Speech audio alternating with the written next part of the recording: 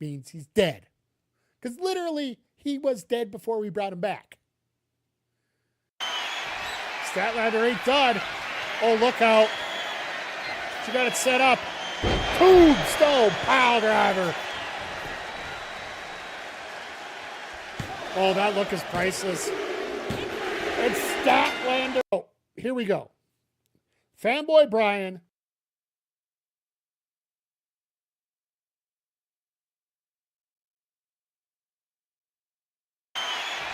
Statlander ain't done. Oh, look out. She got it set up. Tombstone pile driver. Oh, that look is priceless. And Statlander. Oh, here we go. Fanboy Brian taking on Nick Ontario. A big 3 points on the line. Let's see what kind of match we're going to get here. And if it's dealer's choice, I'm not calling it. Hell. Yes, hell. Oh. I think we've had a cage underneath. Oh, running knee. Into the cover. And there's the victory. Bang. Went for Emerald Flosion, got Emerald Notion. Yeah. Here we go. And if for the record, if it's dealer's choice, we respin because I'm, of course, one of the players in it. So let's spin the wheel, make a deal here, folks. Yes, I know it's copyright and I'll probably get sued, but that's okay.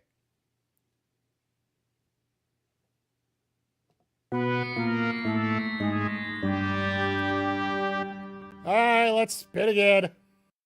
Coming through the ropes, ducks under. Oh, spinning heel kick. Spinning wheel kick to the face. So going up to the top, all or nothing. 450 halfway across the ring.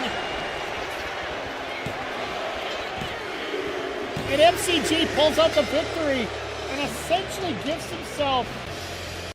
And her opponent, representing the Coalition from Calgary, Alberta, Canada, Snow Pain. Hey, I love the selfie stick. I love the selfie stick as we go.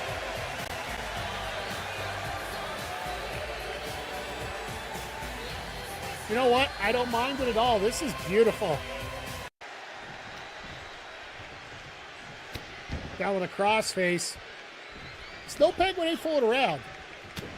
She got those flippers and they are flopping right now.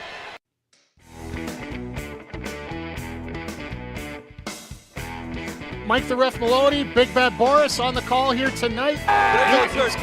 This show is Super Kick! Let go! Let go! Super Kick Party! Yeah, pay a little for that. No. This life is going great! Let's go! She's healthy. Let's go! Is she healthy? Yeah! Apparently she's back.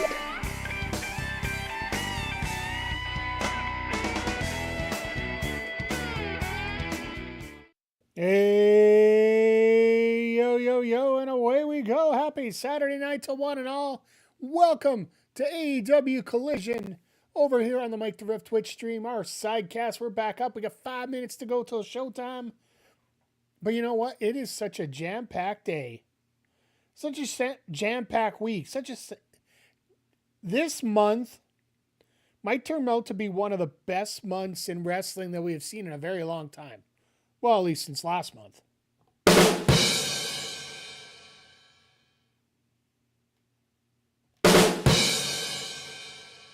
All right, that was weird. Let me pull something up here as I check things out. But yeah, tonight we're going to have an absolute whip banger of it's there, never mind. Normally the sound effects come into my ear set, not the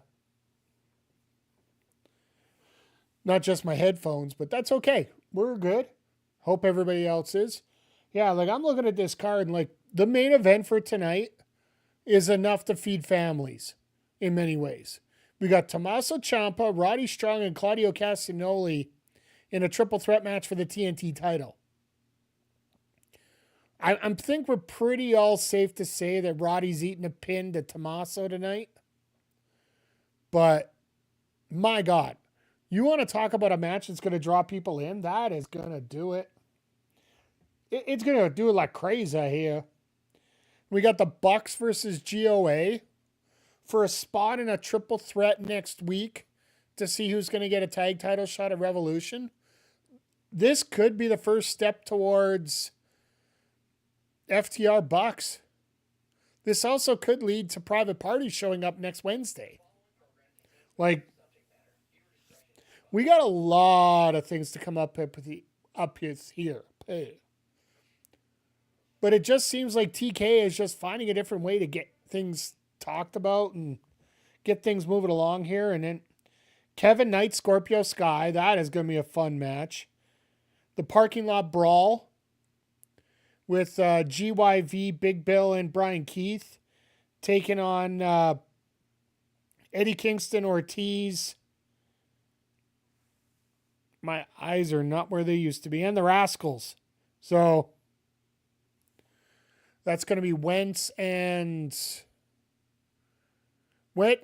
Xavier, I do believe, are going to be the pair there.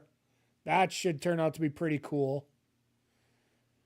And then we got Skyflight in the form of Dante Martin and Zeta Steele taking on Wheeler Yuta and Marina Shafir. I really hate that Skyflight's getting the...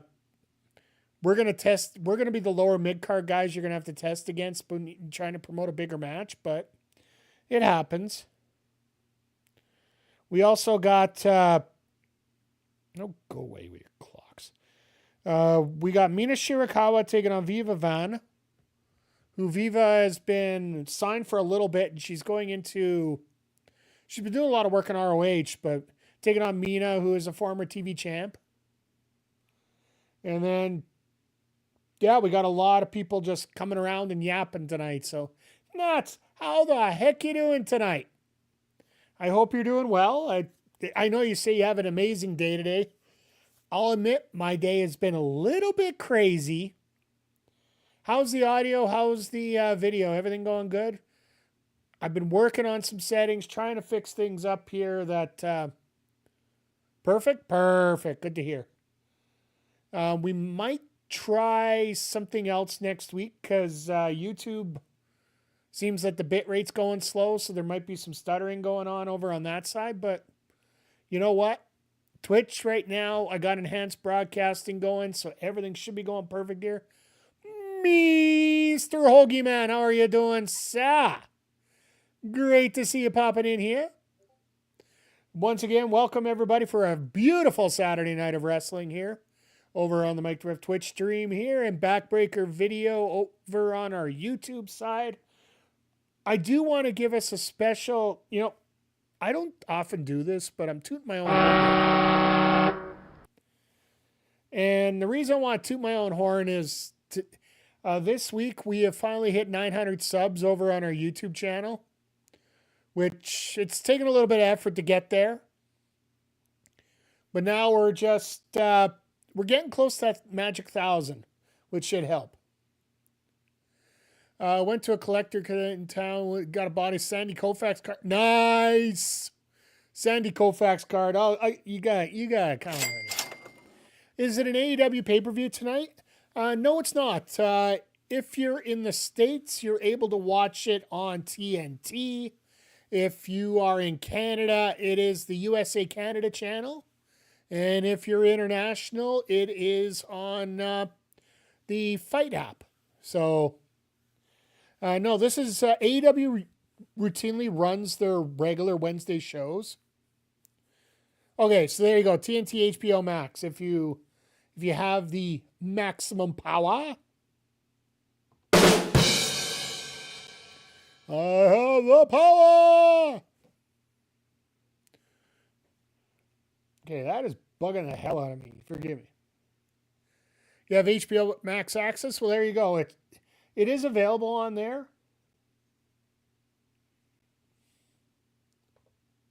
Oh, there we go. That's why. Now I know what the issue was. Da, da, da. Now I can hear all my sound effects with you. Yeah, so if you go on to HBO Max, it does start in about a minute here. This is a tape show from Vegas tonight. They did record it on Wednesday. Let me guess, there's been a little bit of buzz about AEW this week. I'm going to be honest with you guys. And we talked about this in the chat before. We don't like to get too political here on the channel. But I don't think you can really dodge it a whole lot when it comes to what happened there. And you know what? I'm going to give a shout out to Zodiac because he's really opened my eyes about something like this. And, you know, you can have your sense of politics one way or the other. And as far as I'm concerned, one of the things I do believe is I don't want to be known as being on the wrong side of history. So I've made my feelings known about all these situations. Hell, I got a promotion in town here who literally decided they wanted to run an ICE agent as one of their characters in a show, which subsequently they lost their venue this week because that's a whole different stuff. Just want people to be blessed. I don't blame you. But here's the thing. A lot of people take AEW wrestling and any form of media, whether it be gaming, whether it be wrestling, whether it be whatever. It is their moment to escape. And while I truly do believe that, I like to use this stuff as an escape. Choppy camera, brother. Okay. Next Wednesday, we're going to try something different here. So, and the other thing about choppiness is the fact that I do have a little setting here that I might stop and move every once in a while. If I'm basically, I have NVIDIA thing that, oh no, it's fine. Basically, you could, let me finish that off and I'll come back to what happened with the camera here. But honestly, you know that you're getting into a situation where it's really, you know how important it is to people when that is coming into a lot of the stuff that you consider free. So that's basically the biggest thing about that, if you ask me. Don't be dicks about it.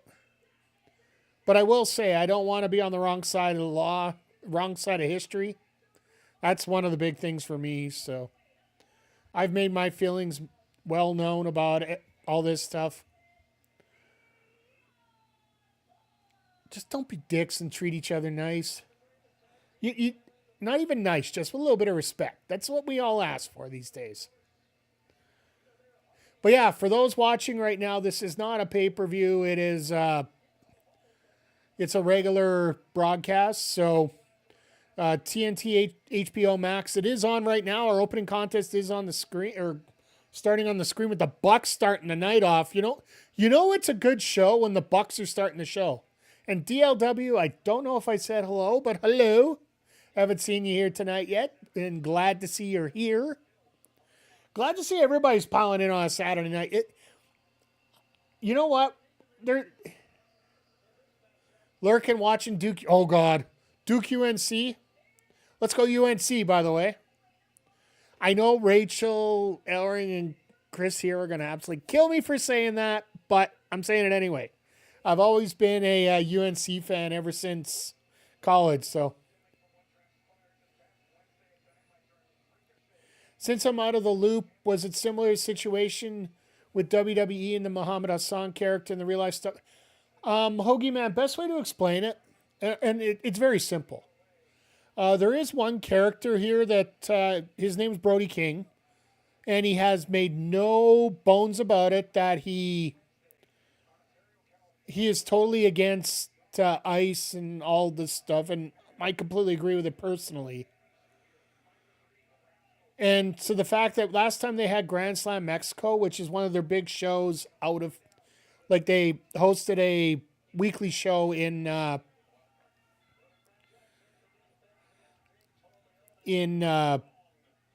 Mexico City, sorry. He actually came out walking with an Abolished ICE shirt, which not only did that show that you left your house. That shirt, all the proceeds from that shirt goes into he gave to people that have been affected by the whole situation. This past Wednesday, Alert's very... All right. Nats, I think what we're going to do... You know what? We'll survive tonight. Next Wednesday, I do have a backup plan. I'll explain that after here, but let me get through this here because I don't want to talk about it too much, and then I want to butter up McGee here because he did a great thing here tonight. So, on Wednesday's Dynamite, prior to the main event, the entire crowd in unison, because Brody King was involved in the main event, before the bell was rung, literally, the whole crowd chanted "fuck ice" for a good 10 seconds, 15 seconds. And the referee laid back, let everybody get their chants in, then rang the bell. So that's the viral situation that AEW's gotten into the last couple days. Right, like normal TV has gotten into this and started talking about this. So, long story and Nats, just to make it easy for you guys and easy for everybody, starting next Wednesday when we do these co-streams on both YouTube and Twitch, we are going to use a restreamer. Basically, I can send the signal somewhere and it'll come back out with multiple signals, so it's a lot less power on here. It will affect just when I chop out and chop in for the Backbreaker Wrestling or the MyGM or whatnot. There will basically, when I want to punt the YouTube out, that means I have to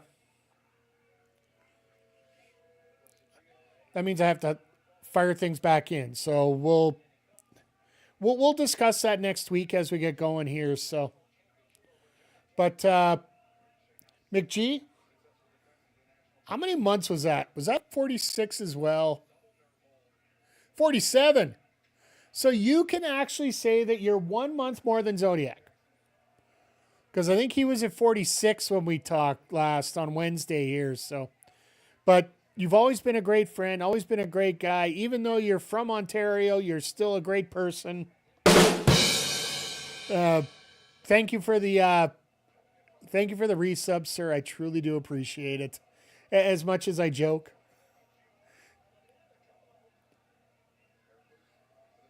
Oh, it just went quick? All right, I want to work on my alerts a little bit. So I want to work on everything a little bit here, but me trying to get this meld to work good just has been a bit of an issue personally, so. Oh, God. Jesus! Sorry. Firing back up to the match here, like, you got to realize, like, this is a match here that's absolutely pretty amazing here for the fact that the Bucks are always known as one of the best tag teams in the world. And I think a lot of people can attest to that.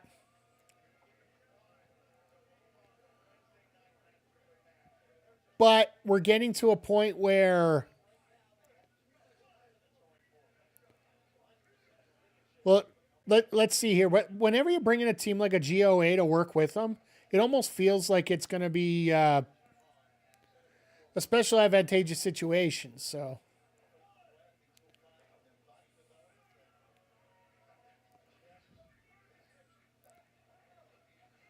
oh God, it's so simple that GOA gets to put these simple moves in here. Okay, so who's currently wrestling right now?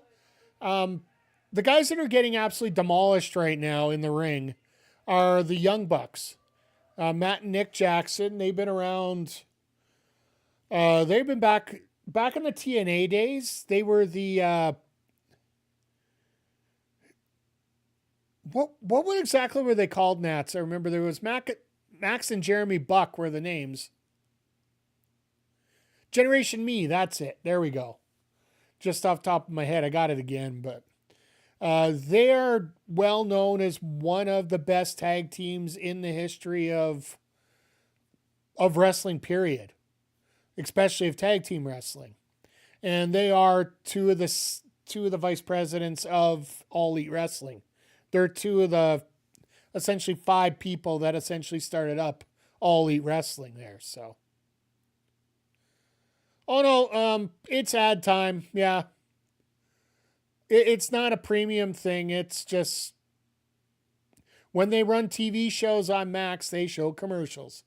The thing that sucks for us here in Canada is rather than getting the picture-in-picture that you're getting right now, we actually get full commercials. So I don't get to see a lot of the action going on right now.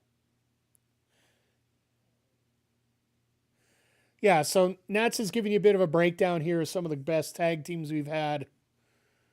Well, pretty much over the last 10 years in this. Oh, you're not seeing it? Okay, that's fair then. It depends. I don't know how they edit things. And the other thing is this is a tape show. So normally AEW runs their shows live, right? Every Wednesday and Saturday. This was taped Wednesday after their AEW Dynamite show that was on Wednesday. So, and the opponents that they have in there are known as the Gates of Agony. They are originally from Ring of Honor. They moved up here, and they're actually working with Ricochet, which many people will be remember. Basically, right now, first time seeing anything from AEW. Hey, you know what? This is a great night to come in, and I appreciate you checking things out. Like, it's one thing we say about this channel all the time. We're always trying to welcome new people in here to check things out. And I really do appreciate you coming by, stopping by, and, just getting a little bit of an idea about what's going on here. So, hey, E-Dub. Hey, E-Dub. Yeah, I need to get that sound bit changed. I got an ECW one, but you'd think by now I'd be able to be smart enough to get an AEW champ button going, but like bust my balls messing all the time. But hey, you know what? I bug you all the time, but we sort of have a back and forth with it, and I don't mind.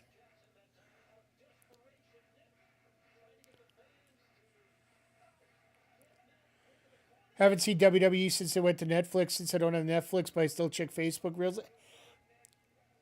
To be honest, there's a lot of good stuff on WWE as well. I personally don't watch it because the one thing you'll notice about an AEW show more than you'll see on a WWE show, and it comes down to personal preference about this. So let's not get into the fact that one is better than the other or whatnot. One of the big things you'll notice about WWE is the fact that they have a lot of breaks in between their matches. They have a lot of segments. They have a lot of commercials. It's a very methodical pace.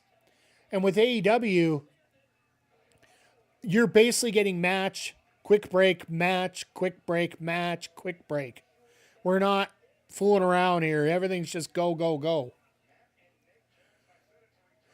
There are stories, don't get me wrong. Like, the storytelling in AEW, to be honest, the best thing for you to understand the stories fully is to watch a few weeks. Not just 1 week, but there's some of these that aren't exactly the worst in the world stories. Like, this one's very simple. Winner of this match, because these guys attacked each other on Wednesday during a match between Ricochet and Luke Perry's kid Jack.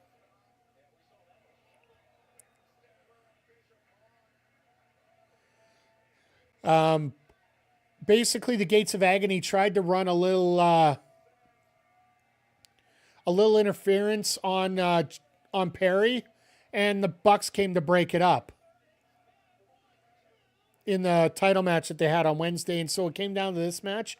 Winner of this goes to Wednesday. There's going to be a 3-team match coming up on Wednesday. The winner of that gets a shot at the tag team titles.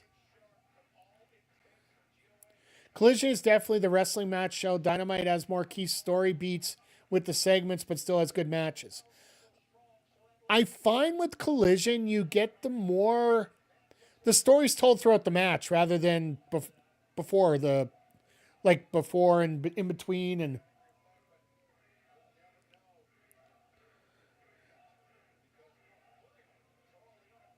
Collision is 2000 Smack. That's a very good comparison. Without a lot of the awkward stuff going on. Like, we all know there's a little bit of awkwardness and a little bit of weirdness going on with a lot of that stuff, so.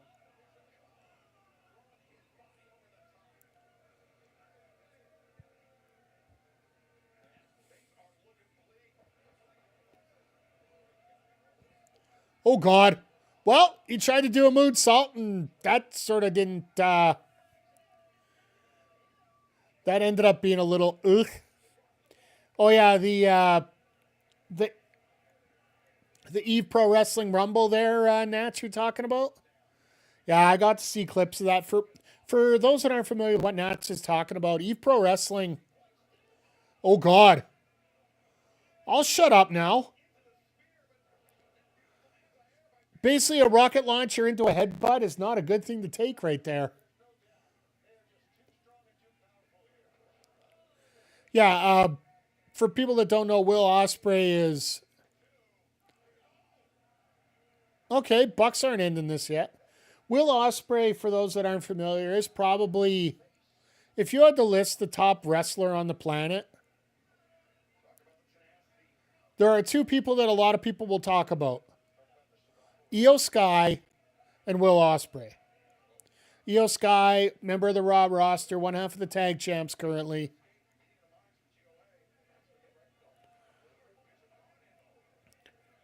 Hey, Mr. Zodiac. Leon Slater Ospreay for you. Yeah, fair enough. But Leon's still 21. He's still got a little bit of work to do yet. And you know what? Leon, I wouldn't argue about having that kind of praise the balls. Oh, by the way, McG, before I forget, congratulations on you being the first ever wrestler to clinch a match on a Backbreaker Pro Wrestling PLE. And the reason that you qualified for it is because you've earned enough points to make it to the final of the wildcard tournament. Your opponent's yet to be determined. We still got 2 more weeks of matches to do that. But you ended up winning a Falls Count Anywhere against MTR on Wednesday. That's a unique way to hit a DDT.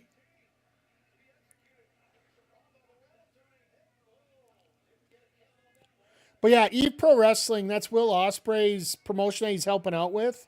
And they had a gimmick battle royal, basically. Oh, God. Yeah, no, this is done. Feeds a second. Don't feel bad. Feeds are all over the place in terms of time, Hoagie, man.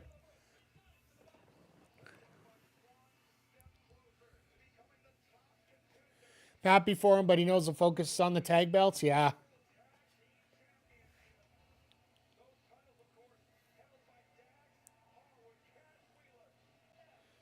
Give me all the... Well, there is a possibility you could be doing 2 belts at the show. We're going to have to see.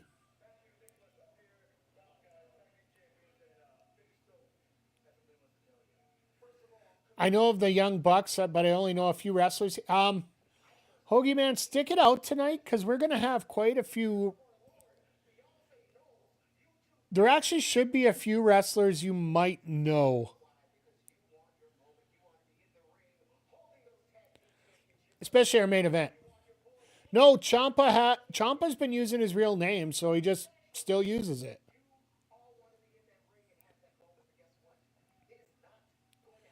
And yeah, FTR, you'll know. Our main event tonight is Roderick Strong, who is in NXT. You got Claudio Castagnoli, Cesaro from WWE, and Ciampa in a 3-way for the title.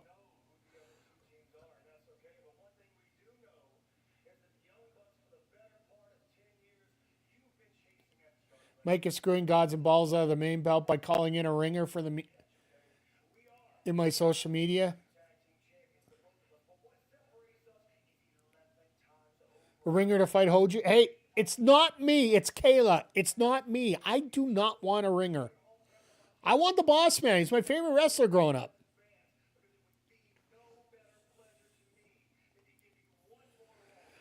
You told some of the biggest lies that I've ever heard of in my whole life. The guy who's sitting down, he is known as Stokely Hathaway. What was his name in WWE, folks?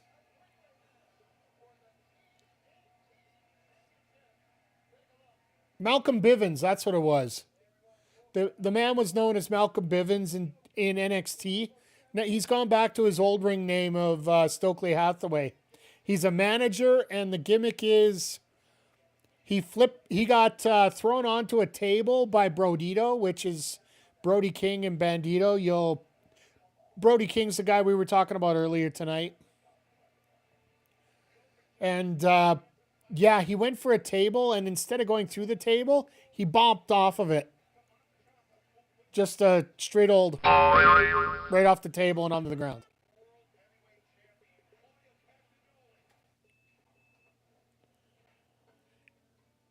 Gosh dang it, blurp sounds. Did you guys hear that? Or always figured Triple H the second?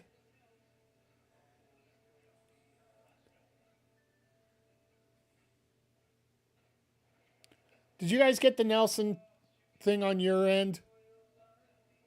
Or am I going to have to fool around with stuff again?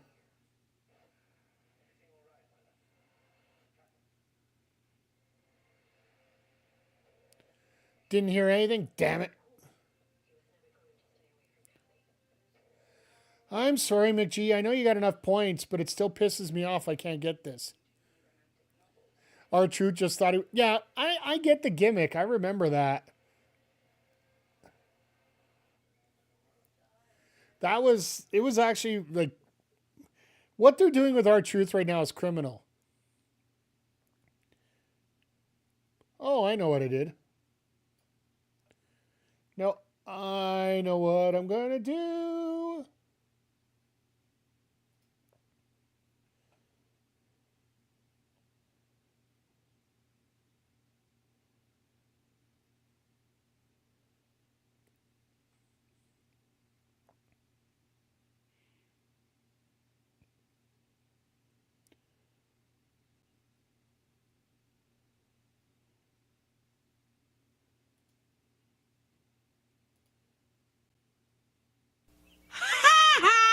There we go.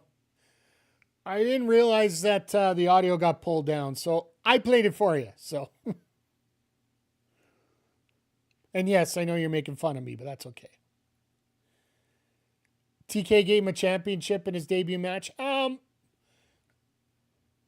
don't think it's just to be a TK guy. I just think he deserved a damn title, and it also made a statement, right? Like, let's face it. Like tonight, we're jam-packed in here for an episode of Collision. We're not usually jam-packed in here.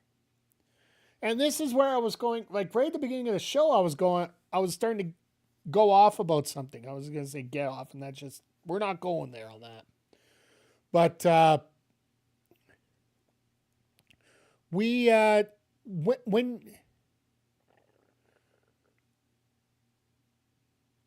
when we got into a situation here where you want to get eyes on a product, having a guy like Ciampa with a title, that definitely gets some eyes on a product here, my friends. And the fact that we're jam-packed in here, and oh yeah, I knew I was getting back to the point I was if I talk about it enough. A lot of things were talked about by Dave Meltzer about next week. And if you don't know, tomorrow is... oh, and Brody King's on your screen right now, Savagery, if you're looking for this promo.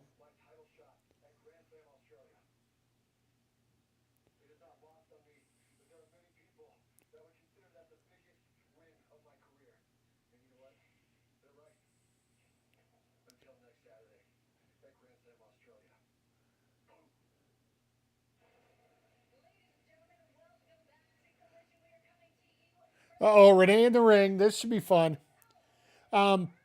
They said nobody's going to show up for next Saturday because it's Valentine's Day. Oh, Stat Daddy going to announce the stipulation for the match next Wednesday. Oh, please tell me there's a dog collar coming. No, they aren't giving Brody the belt, but I really want him to give Brody the only reason I don't want Brody to get the belt right now is because we know it's going to disappear from him sooner than later in that case.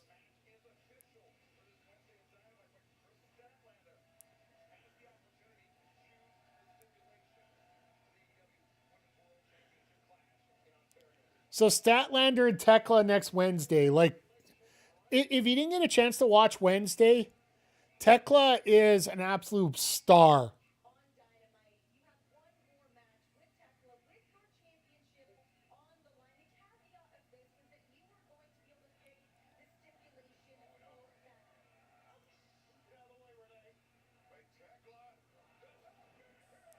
Well, Tekla said, I ain't waiting around. Do you want to keep eyes on the prize? They should put the championship on Brody at Grand Slam Australia and have him keep the momentum when they get into St. Paul. Do they want that? Do they want that? All right, well, we're getting a strap match next Wednesday.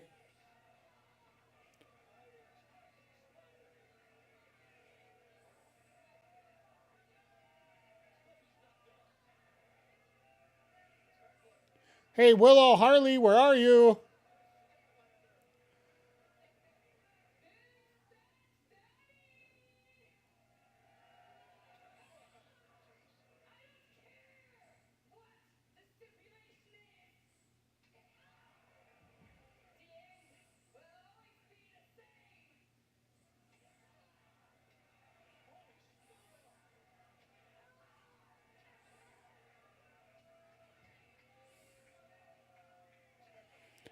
All right.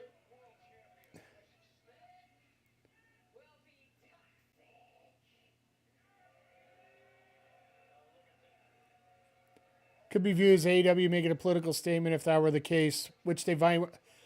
I honestly think that TK won't do it just because that's the case. I understand that a lot of people will say, well, yeah, that's what they're going to do to.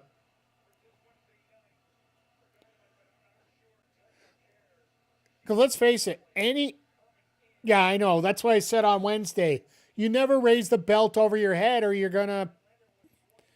never going to win.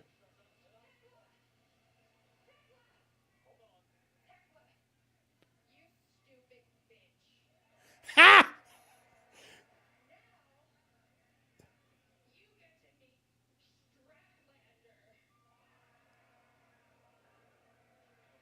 Her back is red.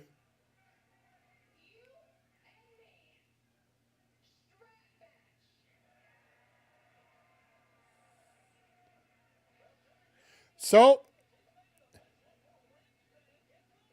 Drew raised the belt against Wrestler when he first won. Yeah, well, Brody did the same thing on Wednesday, right? So it's like,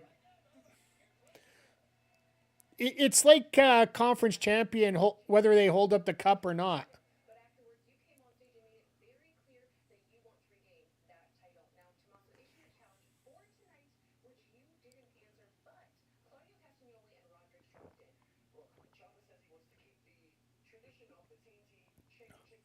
Why do they look like they're doing an interview behind a leather couch?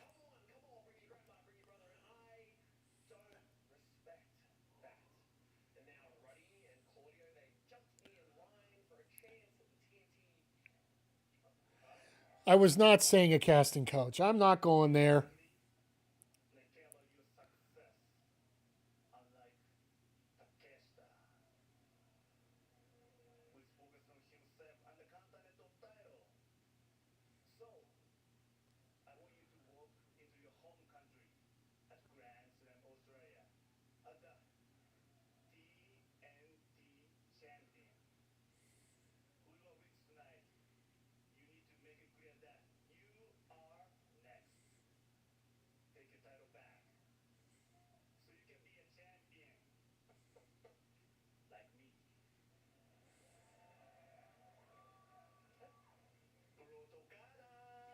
Oh, God.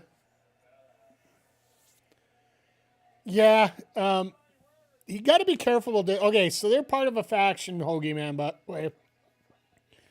Don Callis family. You're going to get to know them very well if you stick around here for a few weeks. Because pretty much a third of the roster is Don Callis family.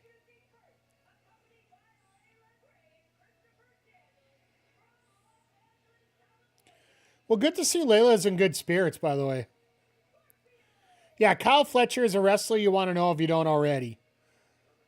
If you want to talk about literally probably the next best, if he ain't already there, Kyle Fletcher is the guy to do that.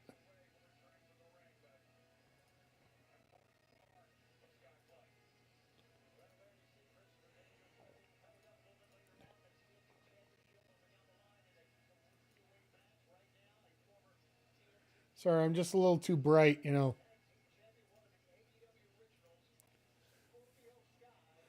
Layla Graves is absolutely. I'll give you that. It's weird how and the thing about AEW, they don't really care about the face or heel dynamic. Christopher Daniels always enjoying TNA. Yeah, like he is the manager of the group. Just recently retired. I say just recently, it was this past summer, but Kevin Knight, straight out of New Japan. He is 1/3 of the Trios champions with his partner Speedball Mike Bailey, who is from Montreal. Hate when certain commentators say that Fletcher is still a work in progress. What more does he have to prove? They literally have to get him into a big match to prove that he's a big match wrestler. And the thing is, you could be a big match, you can perform in big matches, but he hasn't won one yet, right?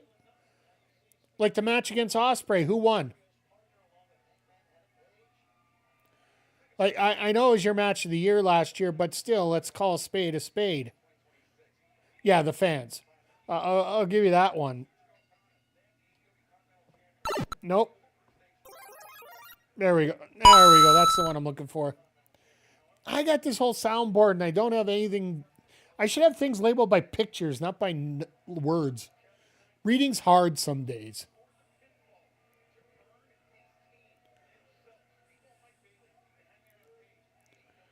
And then the other member of the third is called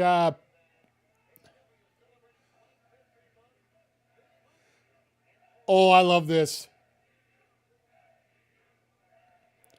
You know what? Just saying they celebrate Black History Month. Nothing fancy.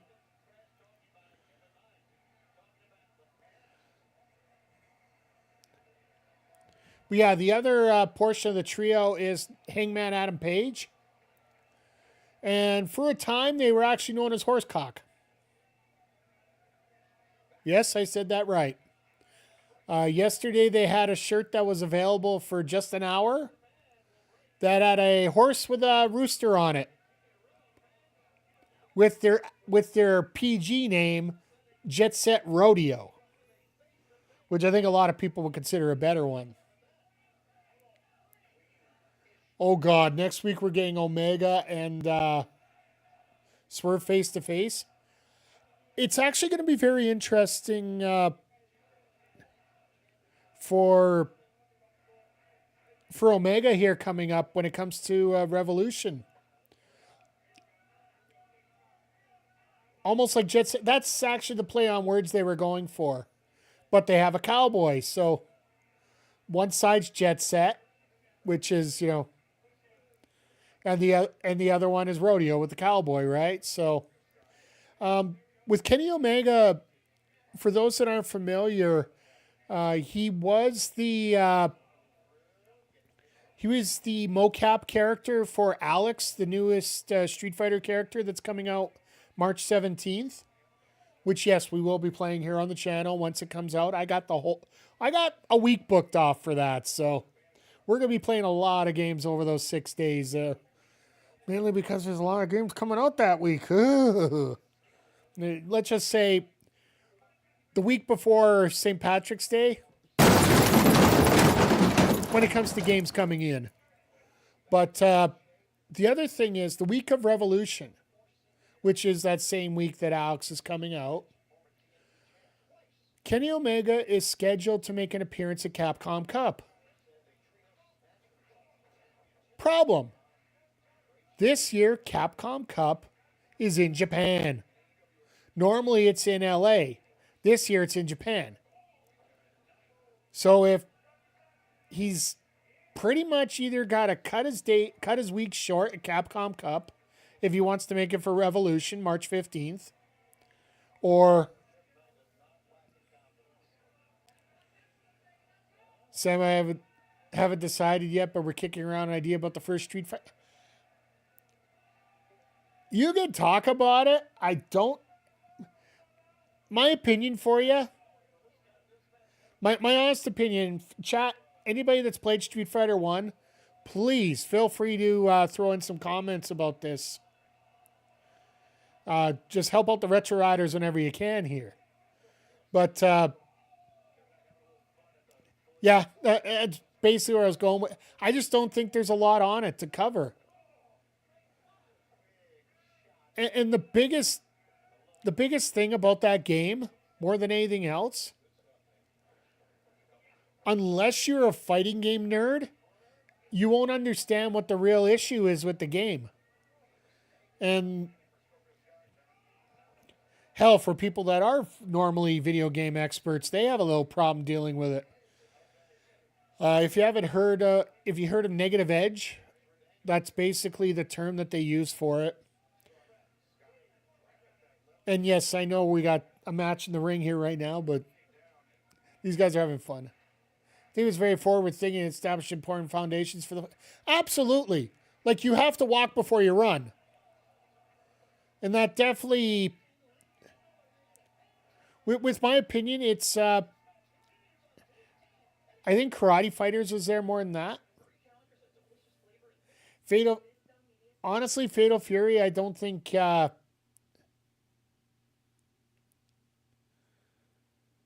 Yeah, basically. So let me get to negative edge first here. When you do a normal, yeah, I just don't think how much you can get out of it. But a negative edge, and if you want to go back and try the game when you understand this, it might help you out. Normally, when you're doing a fireball or a kick or whatever, it's quarter circle, then a button, right? Well, to do it in Street Fighter 1, what you actually have to do is hit the button, quickly do the motion, then release the button, and that's when the move comes out.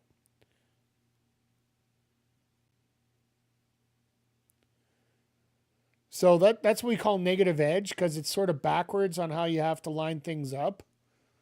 But if you remember that and try to get that, use that as a tip to do your moves, you can actually get through the game, except for all the cheese balls that they have in the game, you can usually get through it rather quickly. Fatal Fury is made by the dude who made SF1, yeah. And realistically, like I said, Street Fighter 1 is not... I've played a lot worse games than that in terms of fighting games. I actually did try out a ROM of Star Wars The Legend of Terras Kase.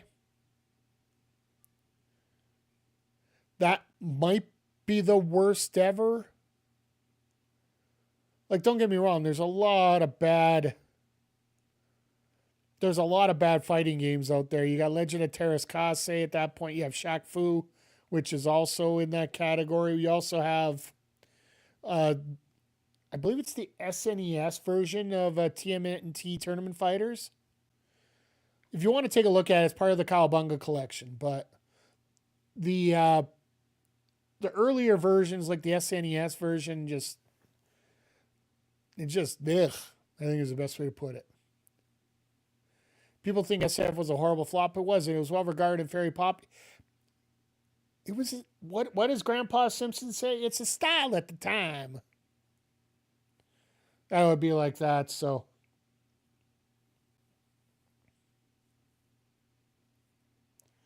All right, we're back to live action here, and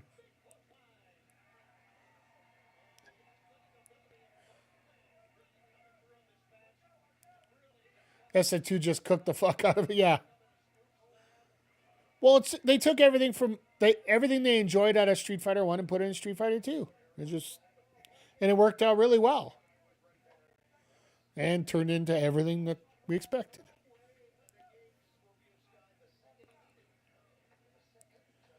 I figure the NS would be the worst one. Yeah.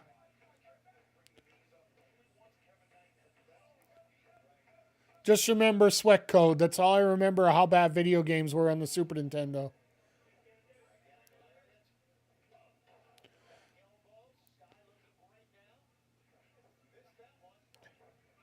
Hell, I'm seriously hoping that AEW Fight Forever is like the Street Fighter 1 of AEW games. And I will say it till the cows come home. I didn't mind the gameplay in Fight Forever. The story mode was pretty hacky. The price point for the game is probably the biggest deterrent about it. Even the fact that they added the Rumbleverse type of add-on for the second season. If you don't know Rumbleverse, basically think Fortnite, but with wrestling. Oh, God. Scorpio getting a shot here.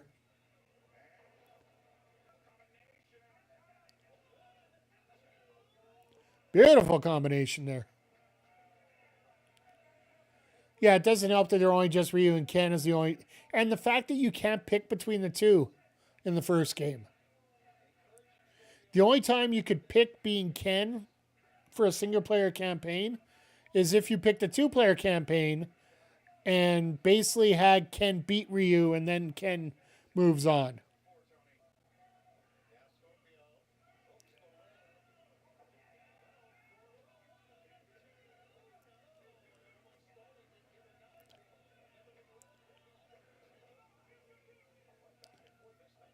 Like, I'll never give up on the classics. But at the same time, like, I'll tell you right now, if you're looking for a wrestling game that actually is a lot of fun, that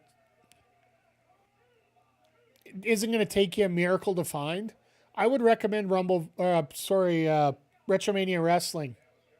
It's an independent game that just came out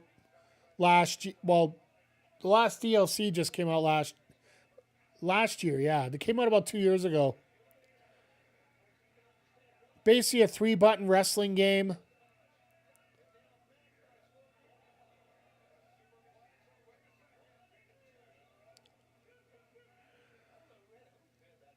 That was a double pin.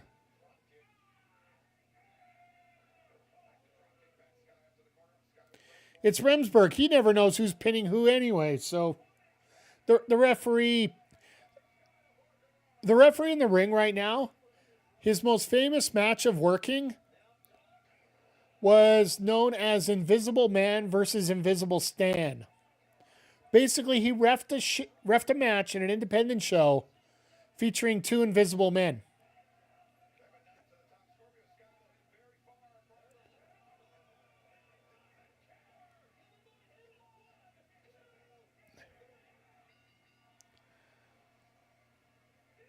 And Kevin Knight hits that UFO 3-6 tilt-a-whirl splash.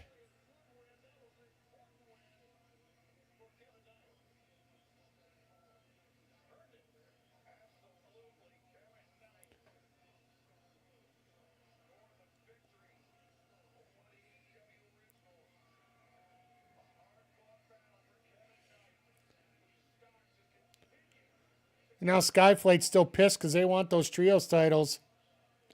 And I don't blame them. Like, I want to get these trios titles a little more active, and I think after next week it will.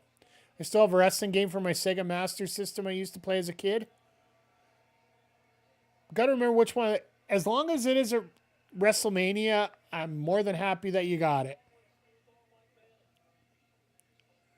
Pro wrestling. Okay, there you go. Pro Wrestling or Tecmo Pro Wrestling, either one of those, the original ones. You can pick them up on the Switch Classic.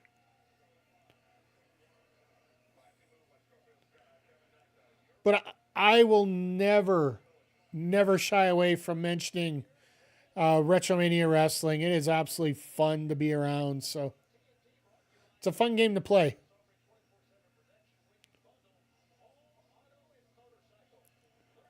So are they just going to cut just straight commercial or what?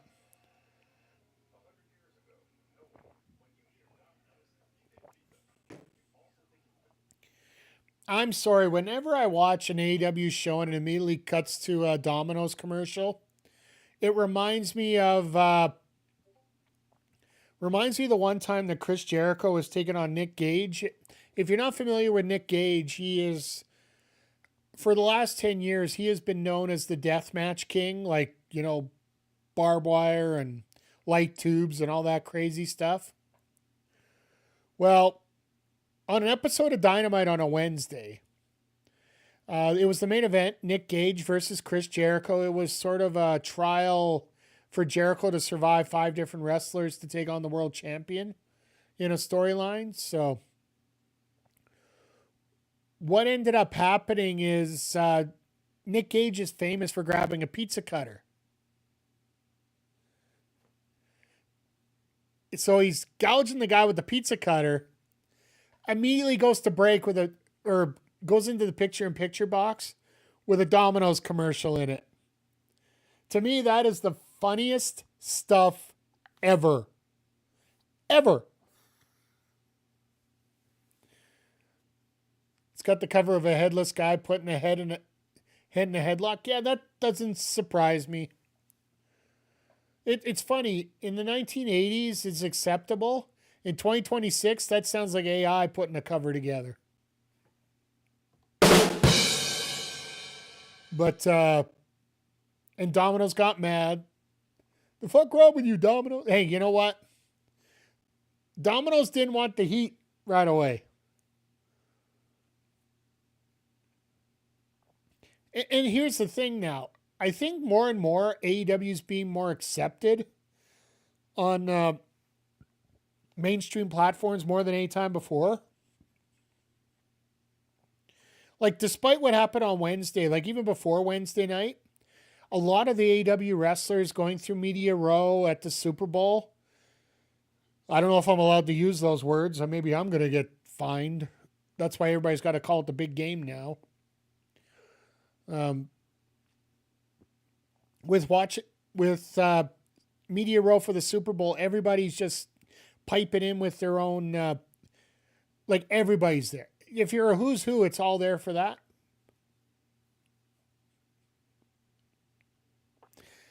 And MJF apparently was like the talk of the town all over Media Row this week. For a whole lot of different situations. So the heat, like their spicy buffalo chicken. All right, you know what? I'm going to let you keep that on there.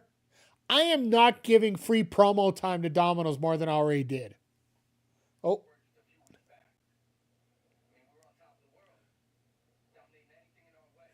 It's not a deal at the moment. Blame.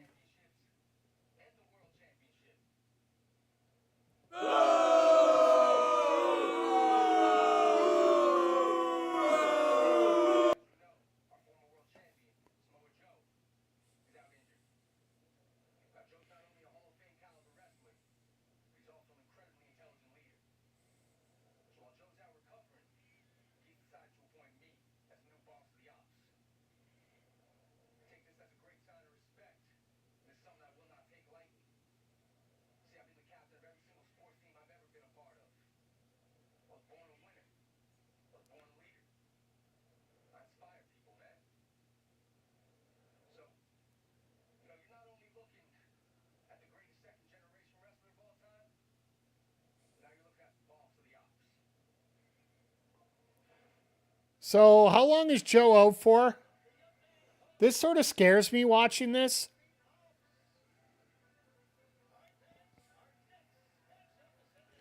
All right, we got Mina Shirakawa, who is from Stardom. Ops going downhill. I don't know if they're going downhill. It's who fills that spot. Who fills Joe's spot in the meantime? That's a big thing. Hey, Homer, good to see you here.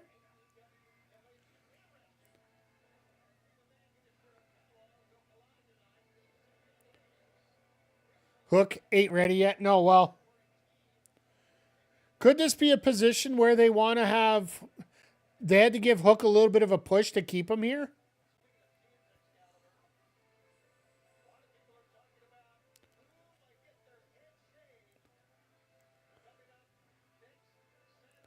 So yeah, Mina here working with Toni Storm typically. Tonight she's wrestling Viva Van, who you saw in the promo segment there. No offense to Hook, but Joe is out and Hobbs left the company, so it's a big downfall. Yeah. Hook is there as long as Taz is. That's fair. Is Hook going to rebuild the offs and piss off Joe? Probably. That's what Hook does. He pisses people off.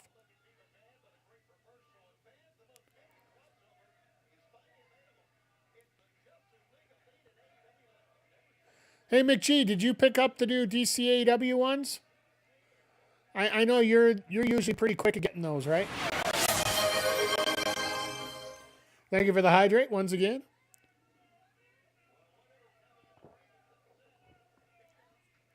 Thank you for that, my friend. Appreciate it.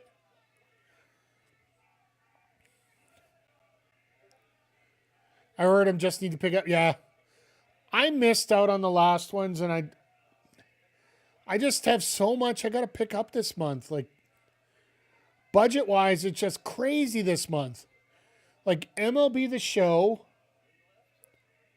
Do need to hydrate, so I'm going to grab some. Hey, that's fair. We all get a little thirsty when Mina gets on the screen personally, so. Zodiac, that one was for you.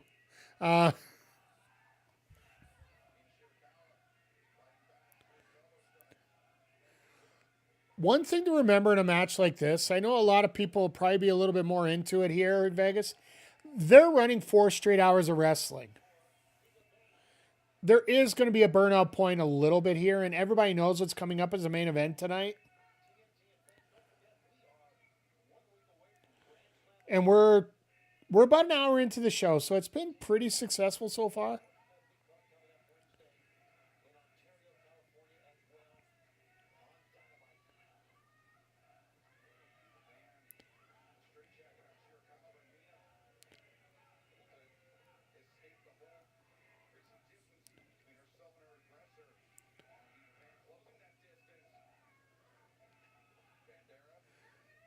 Oh, here we go. But also, it's interesting the fact that we're not getting to see Toni Storm, Orange Cassidy at all tonight. Are they going to keep them separated, or are they?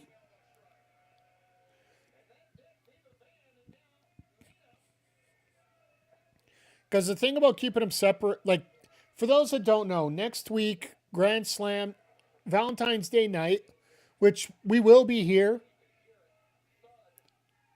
Yeah, Tony and Orange wrestled on Dynamite, but they're scheduled not to be here tonight. But Wheeler and Marina are, as they're going to be taking on the 2 other members of Skyflight that are wrestling currently. Oh, wait, Darius is still wrestling, but yeah. But either way. For those that aren't familiar, next Saturday, Grand Slam Australia from Sydney, they're actually having a loser gets their head shaved. It is a mixed tag match. Toni Storm and Orange Cassidy taking on Marina Shafir, who is, if you're familiar with Ronda Rousey, it's one of her former running mates or current running mates. One of her buddies. And Wheeler Yuta, which, if you look for a Sasquatch, you guys are gonna get me fully hydrated here. I don't double the thirst. Fair enough. Fair enough.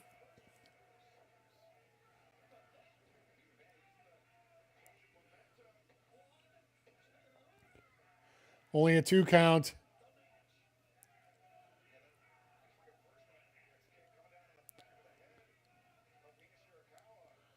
So I think I'm going to try saying, sorry, just outward thinking here.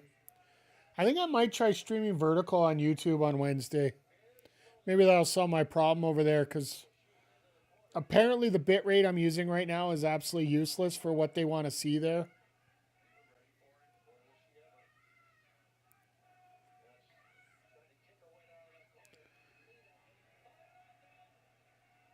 Oh, God.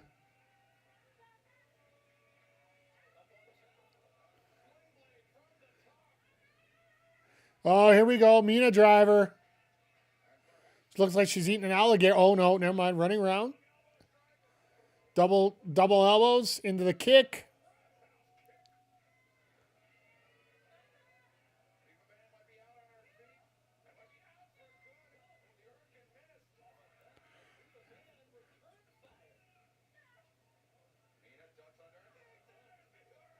Well, that made it.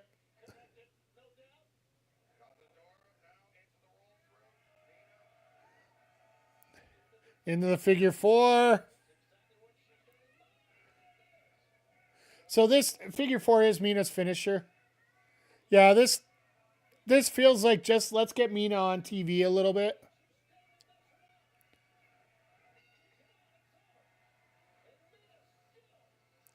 And once again, like I was saying, this is probably hour 3 of the 4. Yeah, like she's got the Mina driver as well, but figure 4 is typically her finisher.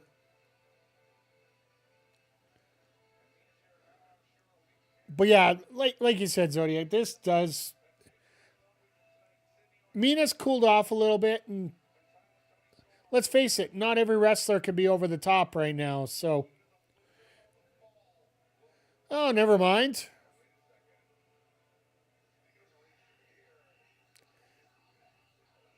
They're going straight for the mixed tag. This guy from Billings, Montana really needs to advertise his town.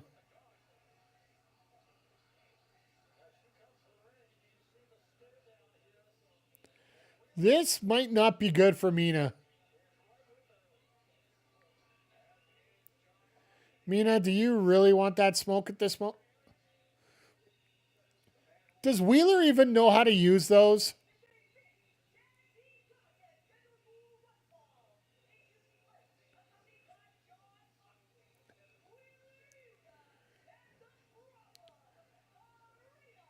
Yeah, Marina, by the way, she wrestles in jogging pants and bare socks.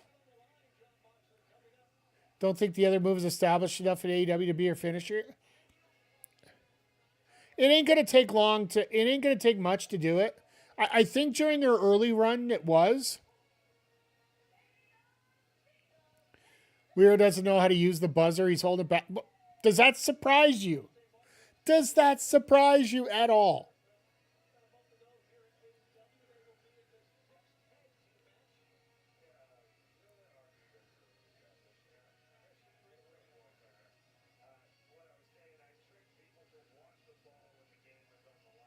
And, of course, we got John Moxley on commentary. If you're not familiar, it is the formerly man known as D-Man Bros. Honestly, if you get a chance to listen to Mox on commentary, it is just amazing.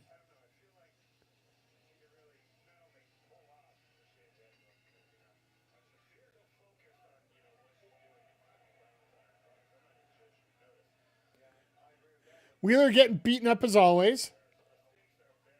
And Christopher, yeah, well, it's a whole faction, right? Resisting the urge to call Zeta Steel Timothy a Hale. With that gear, I can sort of understand it a little bit more there, Zodiac. It just... I do know wrestling-wise, they are very different in their styles and whatnot.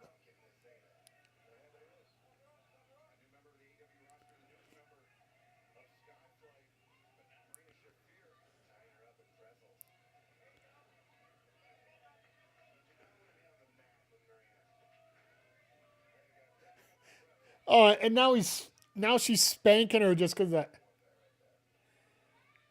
Wrestling has more than one blonde woman.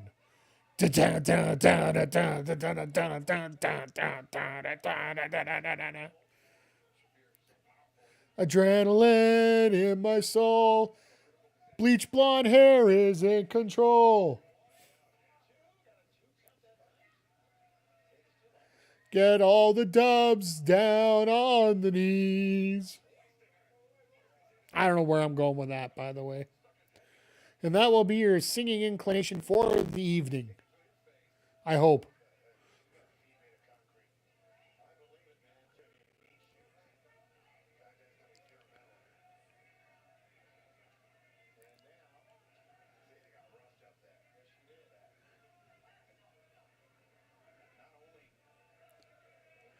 Was Zeta hurt? Oh, no, there it is. Never mind. There's a tag.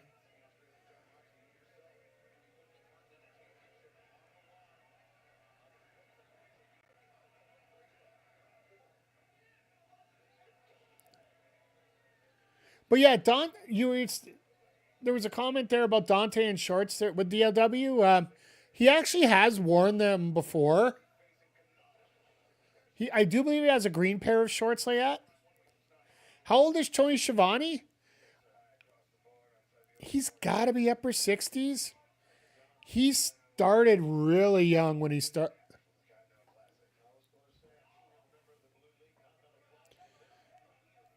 I'll do a quick search. It's not hard to do right now for me.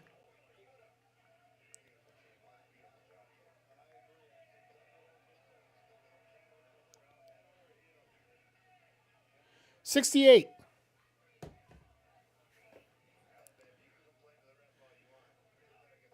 And just imagine, like 10 years ago, he was a barista at Starbucks.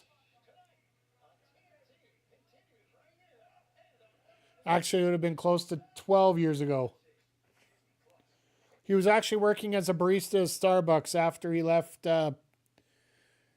WCW and just had a bitter taste in his mouth about wrestling, and Tony Khan managed to convince him to come back.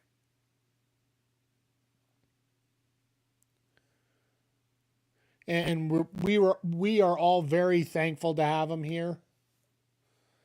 He pulls a Gorilla Monsoon once in a while and just plain old misses something, and he also does a VKM. He was announced. Oh, that's right. He wasn't there for what, a couple months? It wasn't very long. When he got in there, he just pieced out. He hated wrestling. Was that the guy that kept getting followed by... I'm trying to remember because there's one guy that always got, wherever he went, Hogan and Bischoff were always right behind, so they just pieced out. It might have been Schiavone.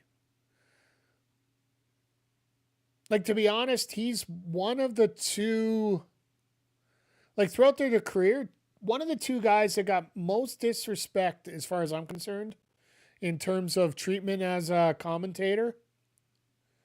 The other one's got to be Mike Tenay. Yeah, like, we did some announcing for user Georgia Football and Gwyneth Stripers at that time when he was hired by AEW. Yeah. After he left wrestling, he went to go become a barista for a while, and then he got hired on and started getting back into commentary that way a bit. But the biggest claim to fame was the fact that he was serving drinks. Sort of the male version of becoming a waitress. Or waiter.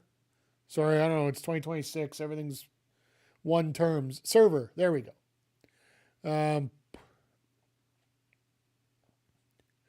Very happy to see Schiavone back. Tenay, he is working sports betting down in Vegas, and he's very happy with what he's doing right now. So would have loved to see a little bit of Don West trying to cover this. God rest his soul. But yeah, I think Tenay might have been one of the most disrespected people in the wrestling business in terms of producers and commentators and whatnot, and just deserved a lot better than what he ended up with. Ended up with a great career. Called some of the most famous matches in history. Like if you still to this day, Unbreakable 2005. AJ Styles, Samoa Joe, Christopher Daniels, that three-way still holds up as one of, if not the best X Division match of all time, if not one of the best lightweight matches of all time.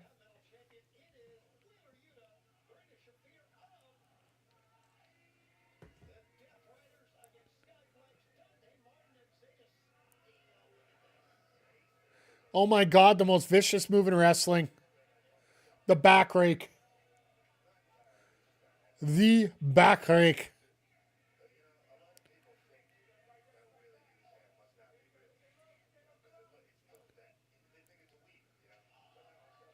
Ow.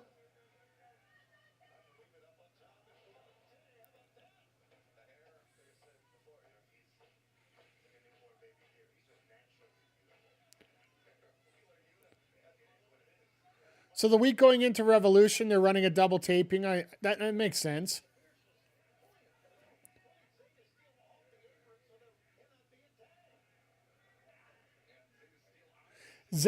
Zeta screwed that up. She was supposed to be distracted for a little bit longer, and Marina was supposed to distract her too, and it just didn't work out.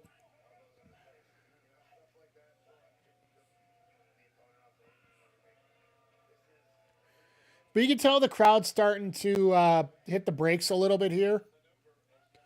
But we'll see. We'll see them pick up because that main event's going to be amazing. And just a heads up, we're going to have our first ad break on Twitch here in about 2.5 minutes. So for those that are not subbed to Twitch, unfortunately, we're going to have to deal with these ads for the rest of the Collision show. We'll get a nice fat break in between. There you go, Dante.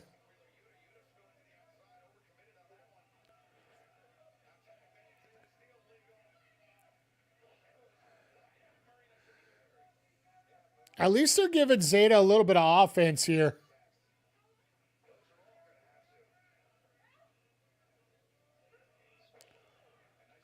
Like, Zeta's got all the skills. It's in Vegas, so even if it's a lot of wrestling, it's not that late at night, yeah. But also, when you got this pace the way that the AEW runs it, you're going to have your low points.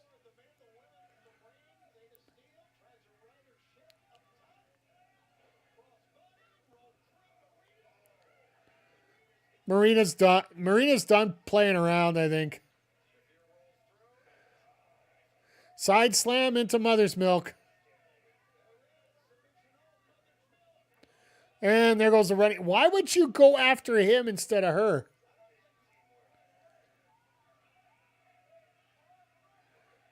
Could you imagine a bald Tony after getting stuck in this move?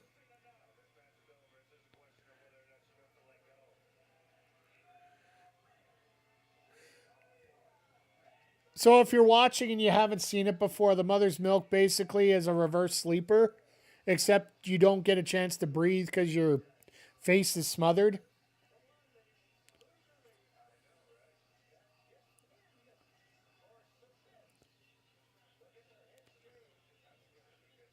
Could you imagine Wheeler bald?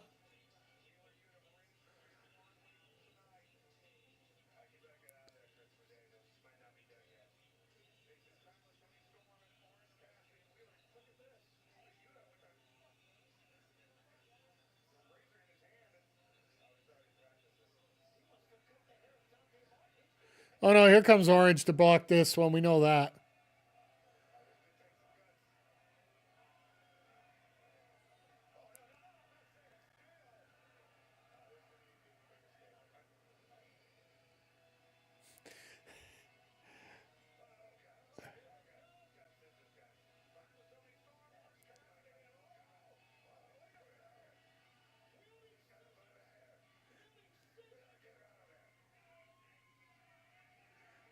Could you imagine? Like, they're going to be fighting like tooth and nail to make sure that they don't get chopped.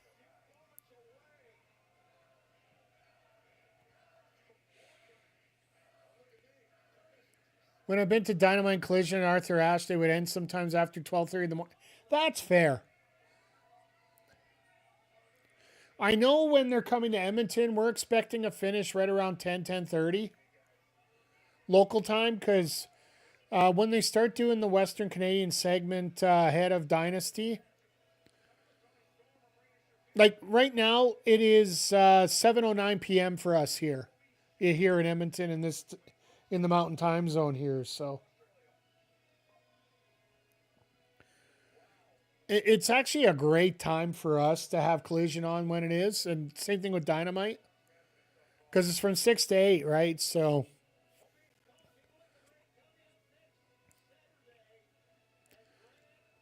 and we were actually talking about this on Wednesday. We were talking about how we are, oh God.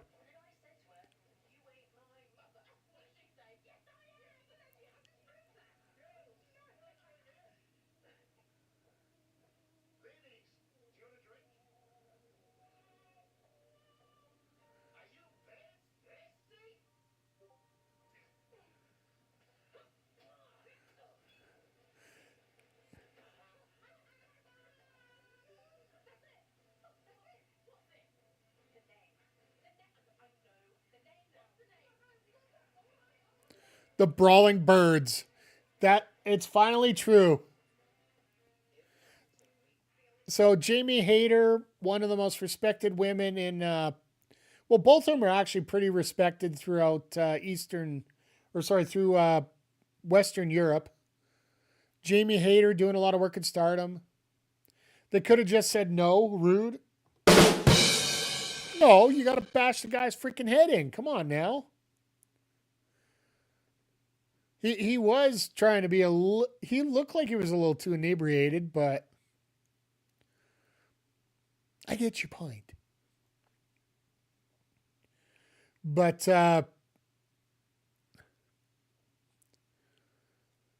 Jamie Hayter and Alex Windsor are both have made names in Stardom, more so Hayter than Windsor. Windsor just recently got over there. Doesn't want to be known for it, but it is a fact that Alex Windsor is Mrs. Will Ospreay. But let's not get into any nepotism there. She has earned everything that she gets. Like judging people on how they look. Yep. Just. Where is it here?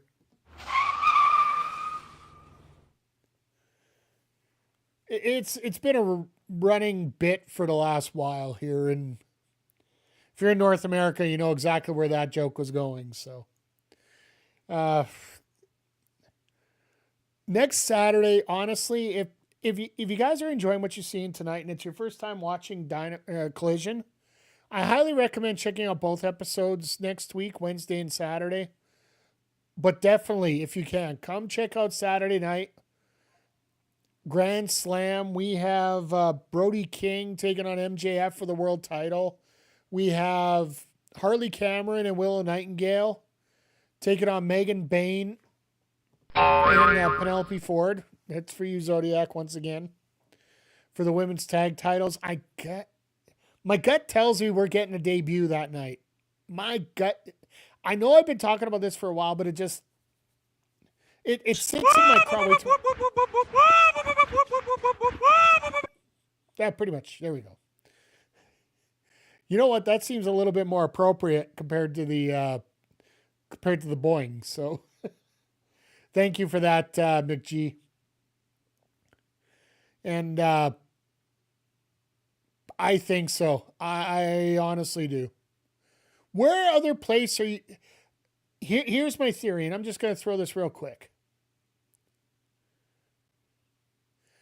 And I'll get back to your point here in a second, Zodiac. I think that Megan and Penelope win the title. Oh.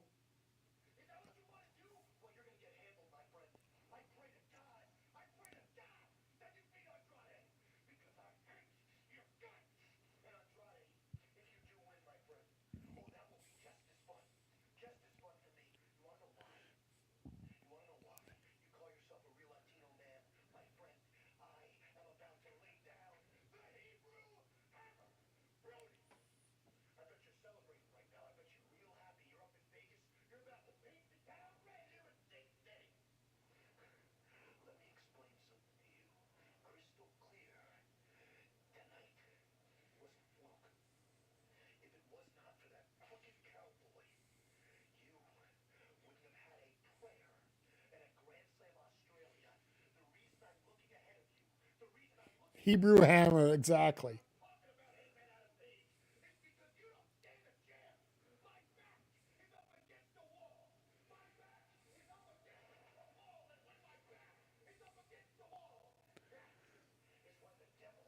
He looks like the Joker. He looks like the crazy Joker that you see in all the comic books.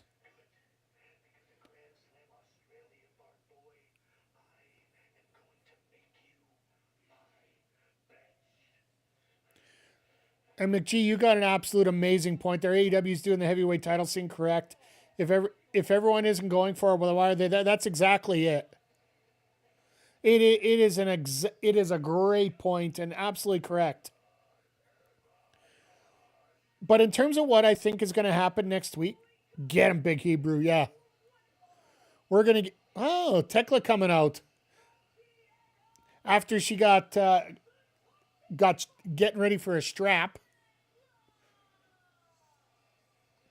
I think that Megan Bayne and Penelope Ford win the title. I think Willow eats the pin, and I think Harley turns on Willow in Australia with a little bit of backup.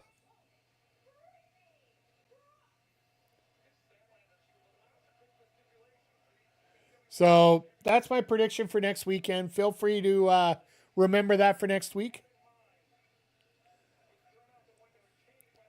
And Penelope should be my future ex-wife, but I don't think it'll happen, unfortunately, for everyone. Where is it here?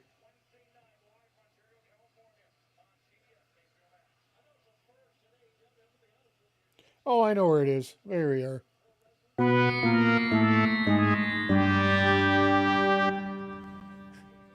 Yeah, DLW, it fits in too well to a story.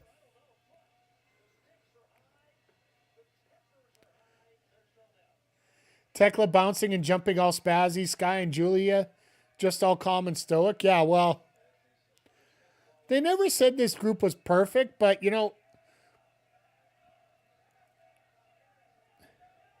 once again, the booker of BBW, right?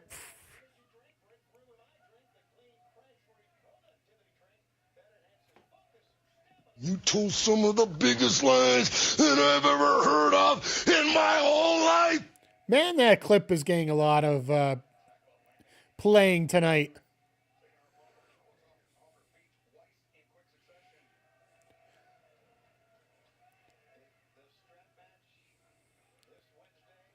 Nothing wrong with BBW. Well, no, it's a joke because I didn't want to call it Backbreaker Wrestling. I called it Backbreaker Pro Wrestling, or BPW. This was a nothing match. I'm not too worried about it. She needs to work on her spear. I don't mind if it looks weird. We all love BBW here. Yeah.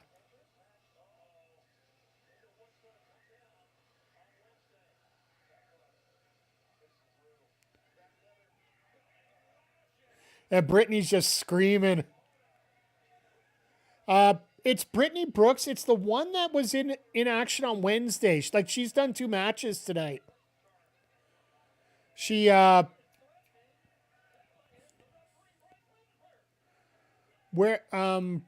did she face on Wednesday? Wasn't it? Yeah, it was Statlander.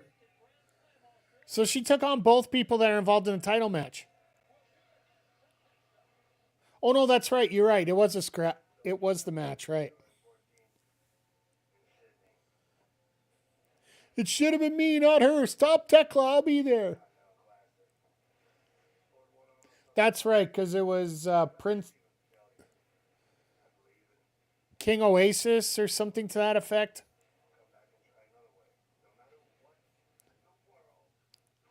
But if you're new here and you're checking out what's going on here with Jon Moxley and his promo, Jon Moxley won the Continental title in a tournament that, if you ever heard of the G1 in New Japan, we have a Continental Classic here in AEW. 12 wrestlers, 2 pools, round robin. Top 2 go on to playoffs, and then top 2 go into semis, and then the finals are a winner that same night. And Moxley ended up winning the tournament over Kazuchika Okada. And now he's been opening up challenges every week.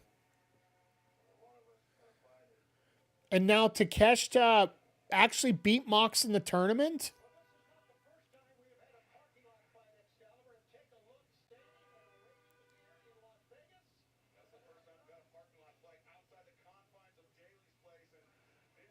They're doing it on a roof.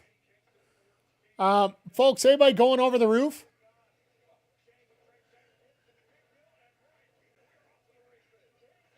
Who has a bell out here? Who has a bell?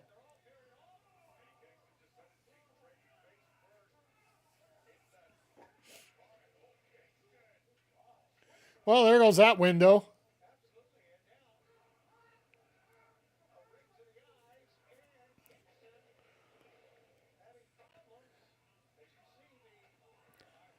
Yes, Big Cass. He is now known as Big Bill in AEW. He went to TNA before that, and he was known as William Morrissey. But now he's known as Big Bill, and he's teamed up with Brian Keith. You'll see him. He's the guy with the poncho that normally wearing in the very high pants.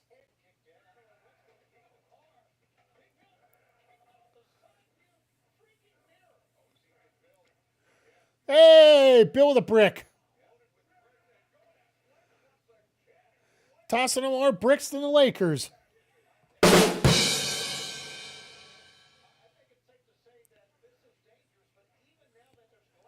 But yeah, the guys in the camel pants, they're known as the Rascals. They did have a little bit of time in WWE and NXT. Same with the guys in the wife beaters and the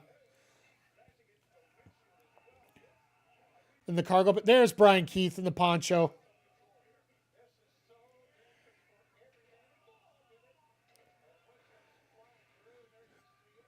Now, this is just organized chaos for a few minutes here.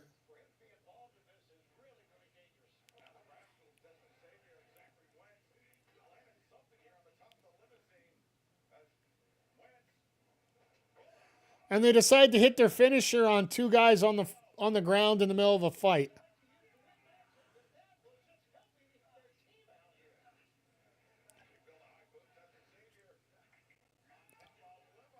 Speaking of Lakers, I saw they do well with only one Luka and LeBron on the floor, but not both. It's even worse if neither, yeah.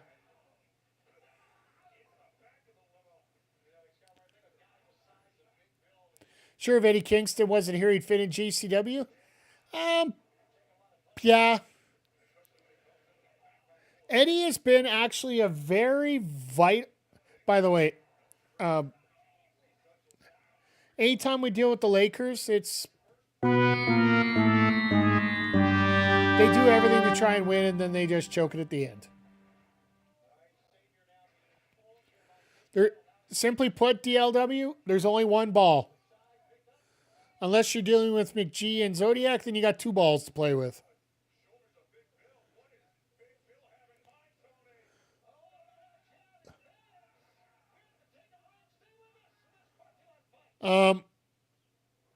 Wait, hold on. Was that a callback to Money in the Bank? Was that a callback to Money in the Bank 2021, chat? Just before they went to the commercial break. If you guys don't remember, Big Cass took Rey Mysterio in that Money in the Bank ladder match and basically yeeted him off the side of a building.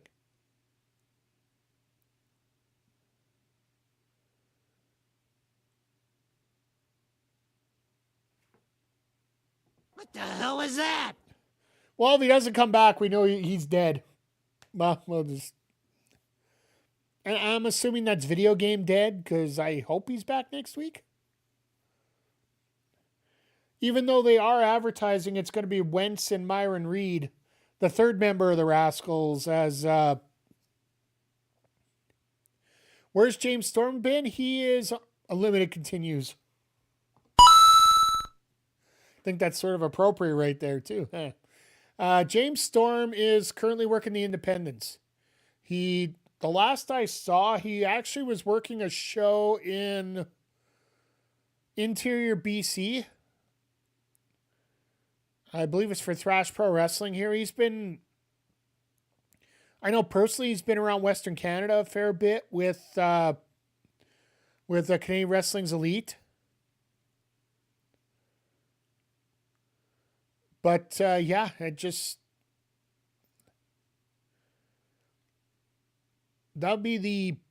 would think that would be. I think he had a bit of a tryout with WWE one more time. Him and Chris Harris actually won a tag title in independent promotion here. I don't know if it was this weekend or last weekend. But there was a picture of those two. Harris came out of retirement for one night, which, thank God, it ain't more than one night.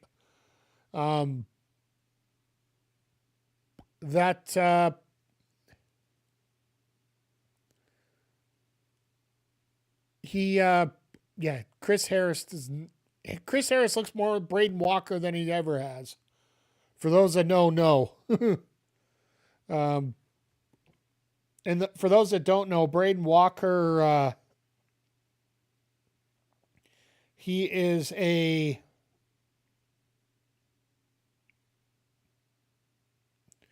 Braden Walker was Chris Harris's WWE name.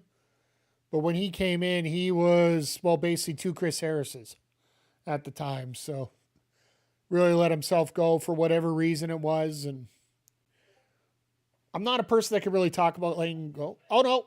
Desmond's alive.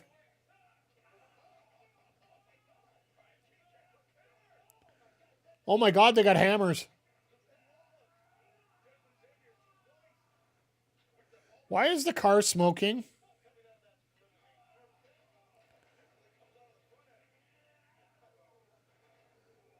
We do have, by the way, the Rascals. They are known for their,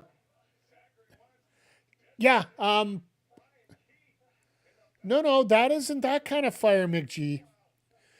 Sorry, I didn't realize you were familiar with Wes Lee. Yes, Wes Lee is on the independent scene was known as Desmond Xavier. He literally signed with AEW.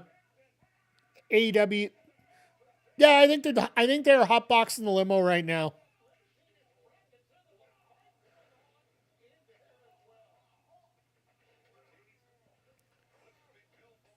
They're doing the old Wile E. Coyote thing while hotboxing themselves in the limo.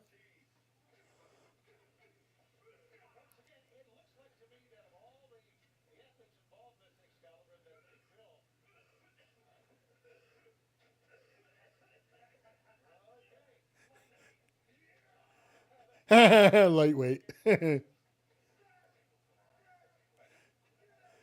limo's a rockin', don't come a knockin'.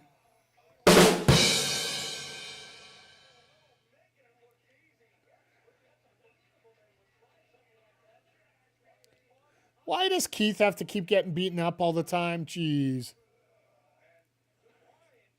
So yeah, Wes Lee is now known as Desmond Xavier. It's his original indie name. Yeah, both GYVs are in this match. James Drake and Zach Gibson, they came over to AEW as well. They've been around for a long time, so. Sorry, Hoagie, I didn't realize that you knew a lot about NXT itself. But yeah, we got a fair bit of NXT over here. And some of these guys I even forget were a part of NXT. Oh, God. I know what's coming here.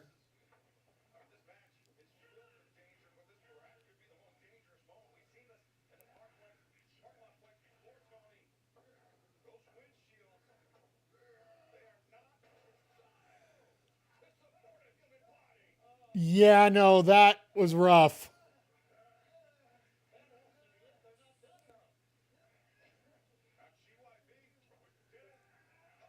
Well, the Rascals are dead.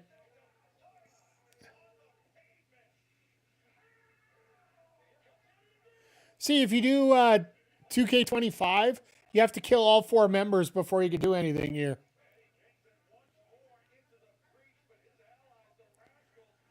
But once you're dead, you're dead. Oh, God.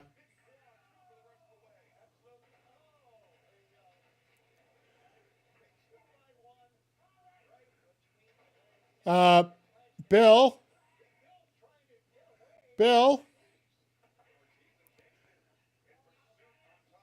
My God, that limo doesn't look like it's got much of a roof on it.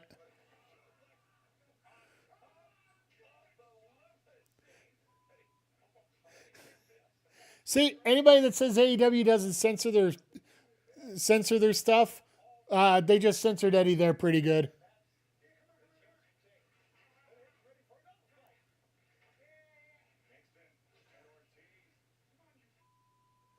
So now we're going back to the original 4 that started this feud. So, yeah, basically Ortiz came back, or Kingston came back, ended up beating both members of the GYV. It's much easier to censor. This is taped on top of tape, by the way. Because obviously this isn't happening during the show.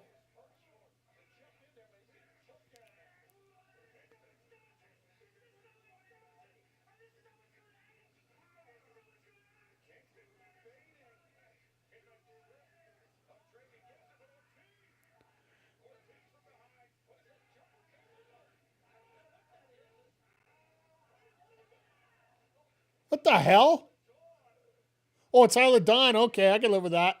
Hello, Isla.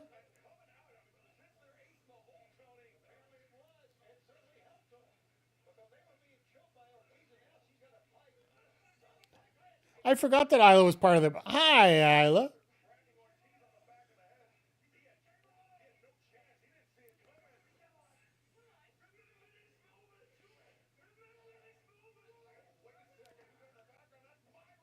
Oh, that's Byron Reed. Okay, so the third Rascals decide to show up now.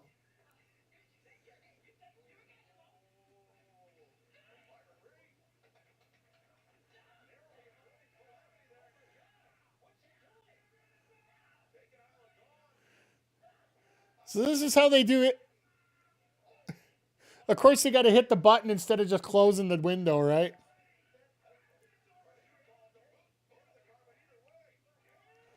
Oh, God. That sucked. And that sucked. And he's like, why did I pick this spot? Damn it.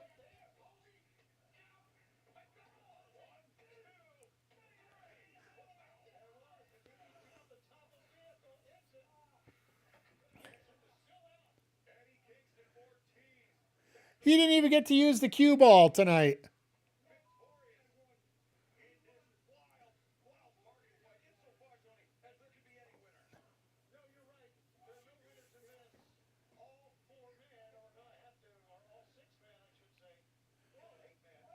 Getting color with no crap. Well, here's the thing. AEW likes to go with the realism part of it, not just the color part, right? Because let's face it, you're going out to do a parking lot brawl.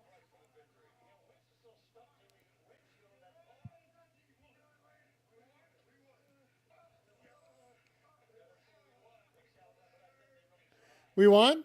We won? Can we go medicate now?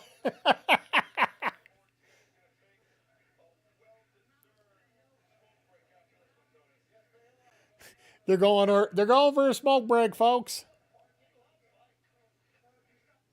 All right, there we go. And going into the commercial break here. So when they did the parking lot fraud in Jacksonville, there was a crowd. It must have been all plants, but there was yeah. Well, in Jacksonville, of course, it would have been because it was COVID time. I thought when they did it, right? I think it was at least. Anyway, we're getting I know Wesley had a tag partner. Is that Trey Miguel? You know what? I got a tradition that we go on with here, and I'll bring up Trey Miguel after this because this is really a stupid situation. So we'll bring it up in a sec here. But as per tradition, our last break before the main event, I give a rundown of what's going to be going on over the next week here. So after we're done here, once again, after we're just exclusively on Twitch, we're going to get into WWE 2K25 My GM mode. We got our second trade window as well as weeks 11 and 12 we're going to do this week. Because next week is going to be an extra long show, I want to make sure that we're not here all night next week. So we're going to do 2 weeks tonight. And then no stream tomorrow because, well, there's a football game going on and I'm not fighting against it. If anything, I might show up after. Monday night, TBA, probably throwing in some Fortnite if we can.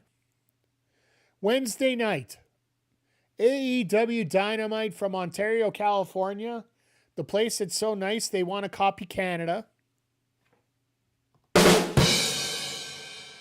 And immediately following that will be episode 6 of Backbreaker Pro Wrestling. We will have our first quarterfinal in the BPW World Title Tournament, which is going to be Ophelia Payne taking on PJC.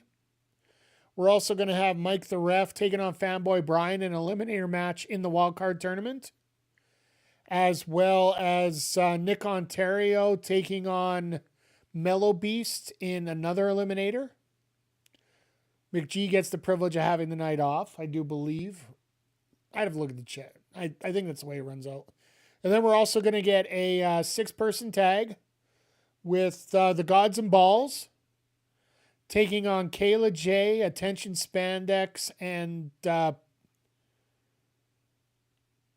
believe it's going to be Megan Bain. Or, sorry, not Megan Bain there. That is Game Time Will Jackson. That's it. There we go. Of course, I'm rattling this off my head, of course. And we're also going to find out who Kayla J hired to replace the big boss man after she fired him, of all things. All I want is somebody living. And next Thursdays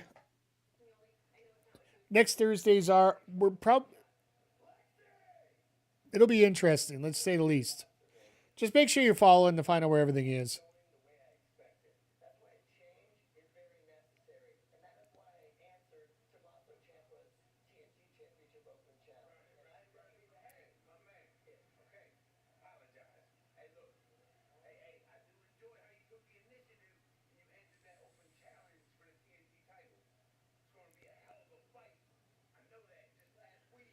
And if you're not familiar, Mark Briscoe is the man on the right.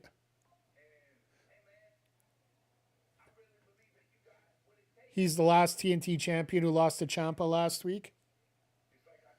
And the woman on the left next to there, that's Big Bill's wife. So.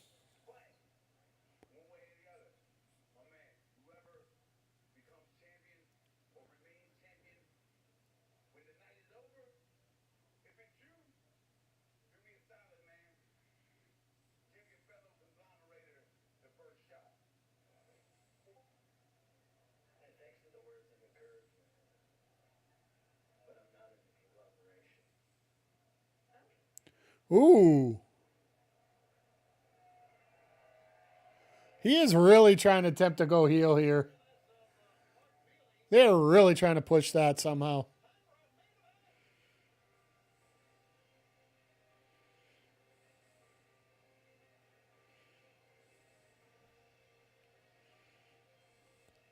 But yeah, this is going to be a fun main event. Okay, so back to the Trey Miguel situation. So, Trey Miguel originally was signed to AEW, along with the rest of the Rascals that you saw in the previous match. However, Warner Brothers Discovery, who basically run the TV for them, they found out... What in the... Oh, Against the World, okay.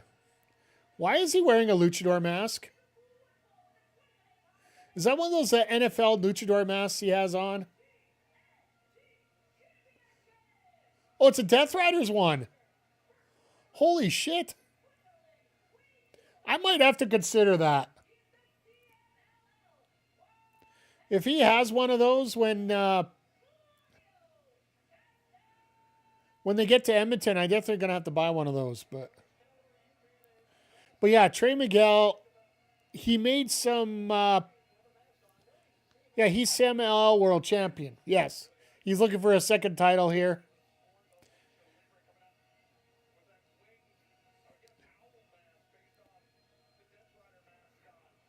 But, WB saw some homophobic comments on his social media from 2020, which he's already apologized for and, begged off and sorry, it was a poor taste on my end, blah, blah, blah.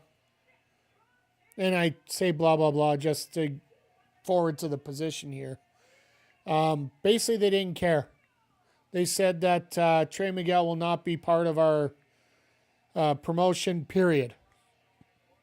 Or part of AEW, won't be part of our network, period. Won't be able to be seen on TV. So rather than running into a situation like with Jay Briscoe where they hired him,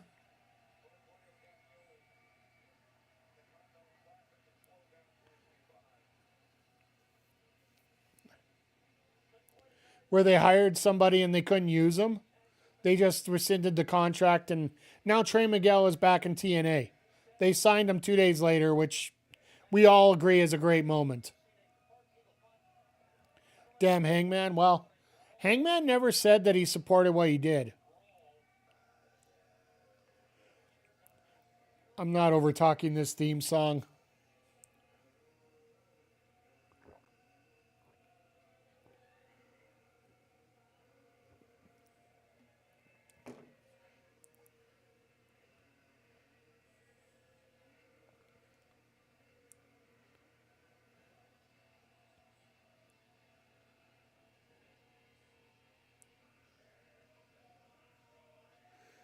My God, does this theme run so well.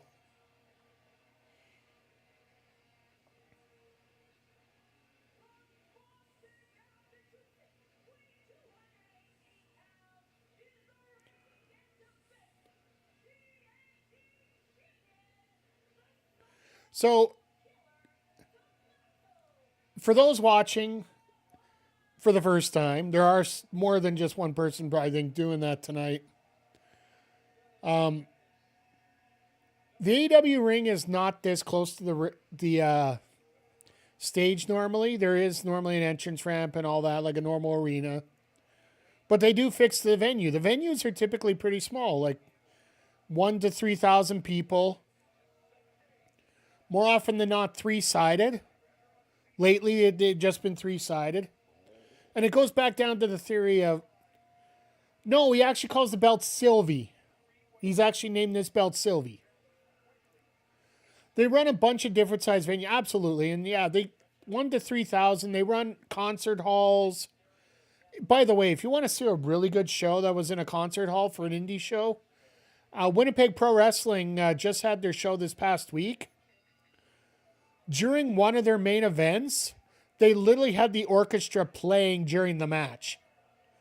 Like one of them actually played, they were playing Gunther's theme because it's an overture, right?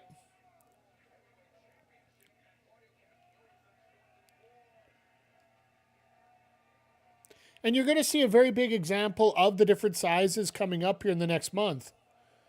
Because they're running super small arenas, or super small theaters like this. This is, we were talking about this on Wednesday. This venue here is the original site of the UFC fights in the Palms Casino. Which now the UFC has their own venues, so they don't need this one anymore, essentially.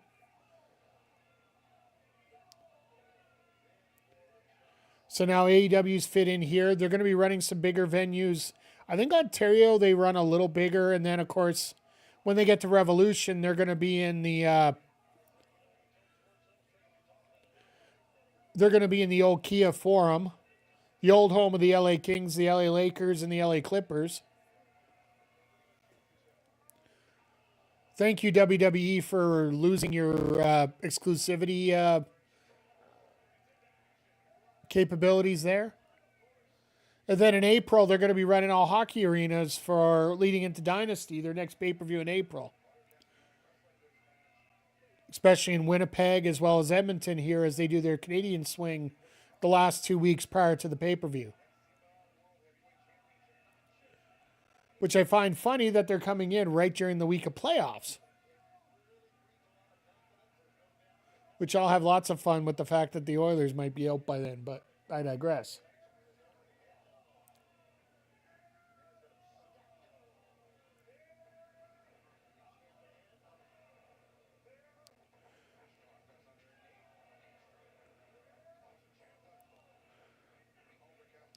Everybody trying to hit different corner spots and just looking to see where everybody is.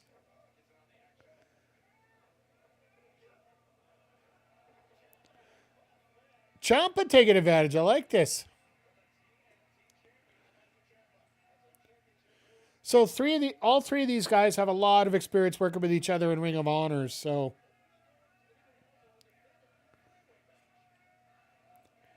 by the way, not to disclose any craziness that might happen or any potential moves that have been made. Did you see what happened to Johnny Gargano yesterday? Anybody see where he's headed next week?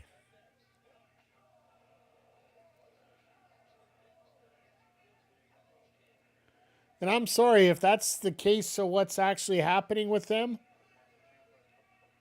We might see somebody running out of contract here soon.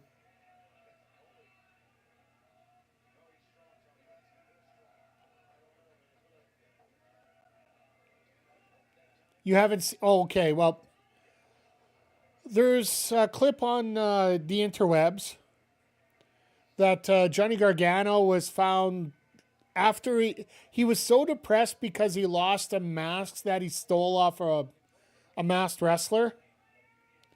The masked wrestler won it back. Axiom won it back in a match. He was so depressed that he was leaning over a cart that says NXT on it. So basically, if he can't get off that cart, he's going to be dragged over to NXT next week.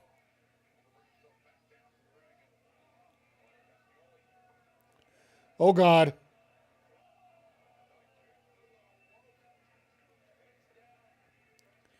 So, essentially, a lot of people are thinking Johnny Gargano, because he's Tomasso's tag partner, because of what happened with Tomasso here and the success that he's had, could there be a possibility that they sort of run out of something like that cart, maybe head to NXT, but that's just the first stop? Yeah.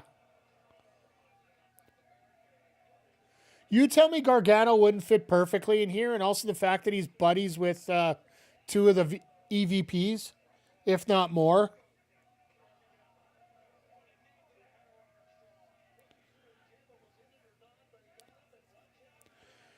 Like, quietly there. Oh, my God.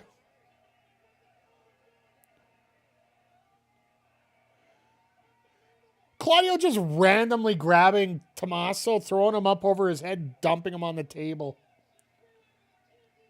That was a little bit of amazing, I think is the best way to put it. As we go into our last commercial break of the episode tonight. But yeah, I honestly feel Gargano's going to end up over in it. I think it's almost an automatic. And I applaud any sort of movement back and forth right now. Like, if you don't think you're getting a proper position in where you're at right now, there is a lot of places to go. Triple H became renowned as a booker because of what he did with NXT while the main roster lagged. Now that NXT roster is in AEW, yeah, like, you got to think about it. When, like, people talking about the promoter of the year and all that stuff. And yeah, exactly, Hoagie, man. Like, lots of wrestling promotions now, because if everyone's under the same place, it isn't a good idea. Well, And the thing that we learn more from AEW more than anybody else right now, and I understand there's CMLL, there's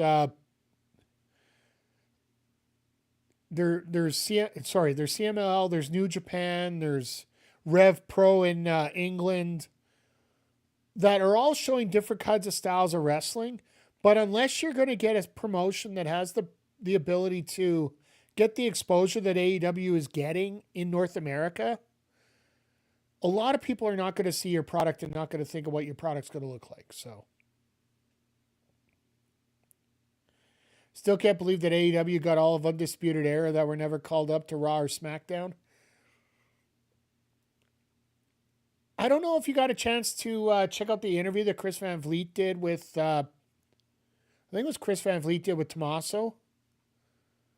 And he simply said, when he went to NXT, when Tomasso went to NXT, it felt like the Rebel promotion, and that's why he wanted to go there. And ever since 2019, when AEW was formed, it felt like that same Rebel promotion that Tomasso always wanted to get there. So now that they're established and there's a window that they actually want to expand their talent the way that they can, Tomasso said it was basically didn't matter the money. It was going to be I'm jumping anyway.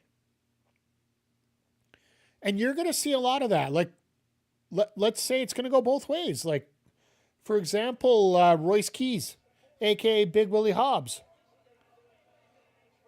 didn't apparently, and this is coming from Devon Dudley, so basically, I could be using this. You told some of the biggest lies that I've ever heard of in my whole life. Anyone that's attached to Bully Ray, I automatically will use that soundbite for.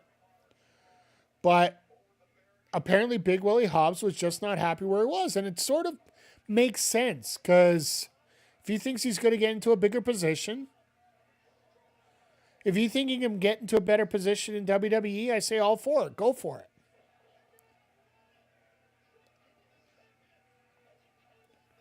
Then there's Andrade, who floats back and forth. Well, he ended up floating. It's simple. He thought he had a better spot. And it ended up not being a better spot. What other way he can put it? It ended up not being good, so he had an open door to come back, and he knew he was going to get a better spot here, so.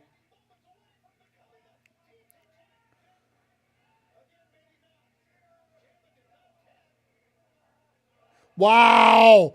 Roddy just spit in the face of Claudio. That is probably the dumbest move I've seen in a very long time. Having multiple options make the industry... Yeah, like, that's the key thing. Like, if you have your options open, it makes everybody push to get better.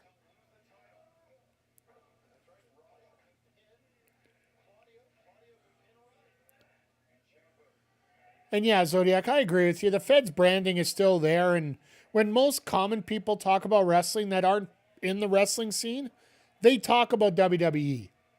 They don't talk about anybody else. But I do feel that is changing slowly. And MJF has got a lot to do with that. It's going to take a couple more home runs to move it, but it still does feel like they're moving things. The needle's being moving slowly.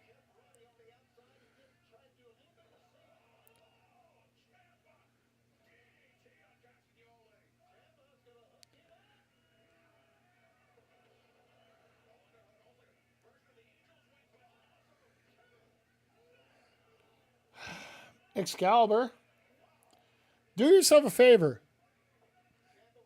Go inspect what's going on. Get that big, beautiful belt on Big Hebrew. So he's so good for AEW. Absolutely. I honestly feel he keeps it till Double or Nothing.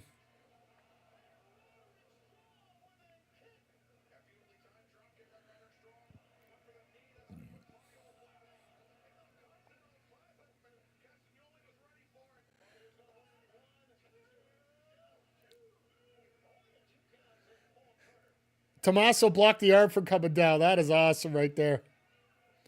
I think he stays on till May. to be honest. I think Omega wins it at Double or Nothing. Did MJF have a character change? Not really. Oh my God, just out of nowhere. That is a finish for you, folks. Like literally bang, bang, boom right there.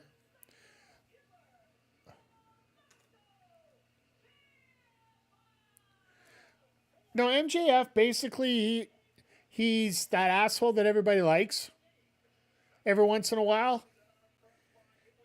He's never really had what we consider a change in character.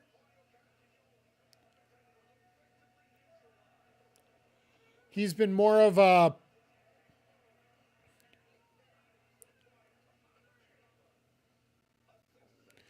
basically to, and of course here comes Fletcher. We might have Ciampa and Fletcher next Saturday. And that just might, like, let's face it, Fletcher, that's his home turf.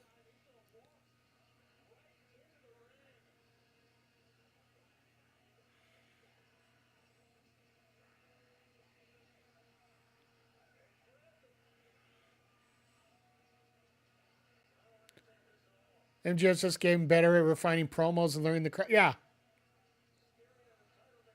His promos don't feel like they're 5 minutes overdue anymore. Maybe more like 3 minutes.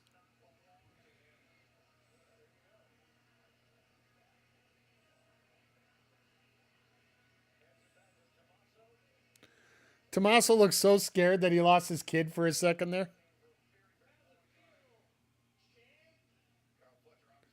Cole getting injured was probably the biggest obstacle, so they feel he learned a ton from. Yeah.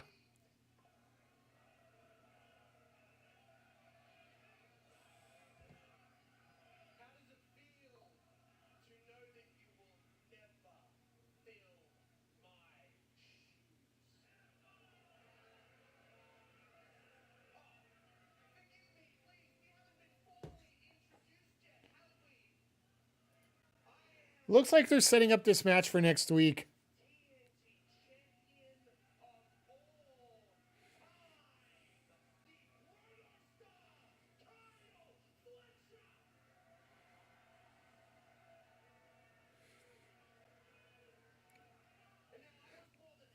Yeah, I get you on that. They couldn't get the title off. They couldn't get a Ciampa in here fast enough, right?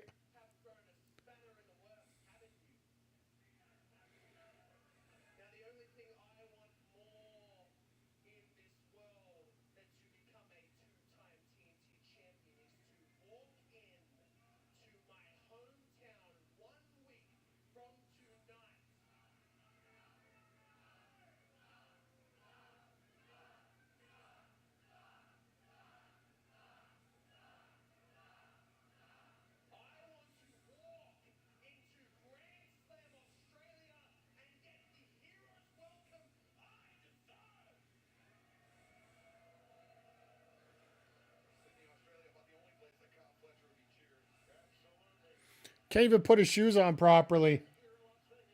He didn't put the heels on his shoes. What is he wearing? Slippers? He got himself changed.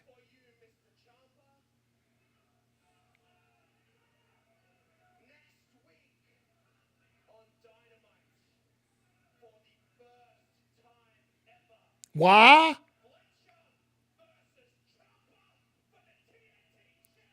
They're not even waiting to Australia. Fletcher might not even go to Australia at this point.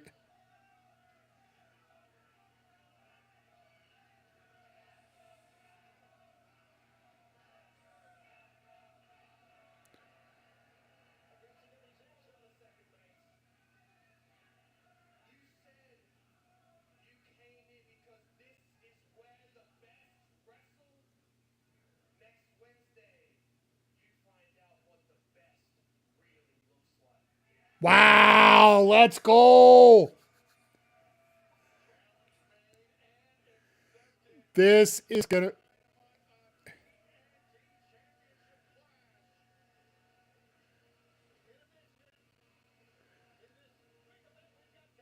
either they flip it and they flip it back, or I don't know.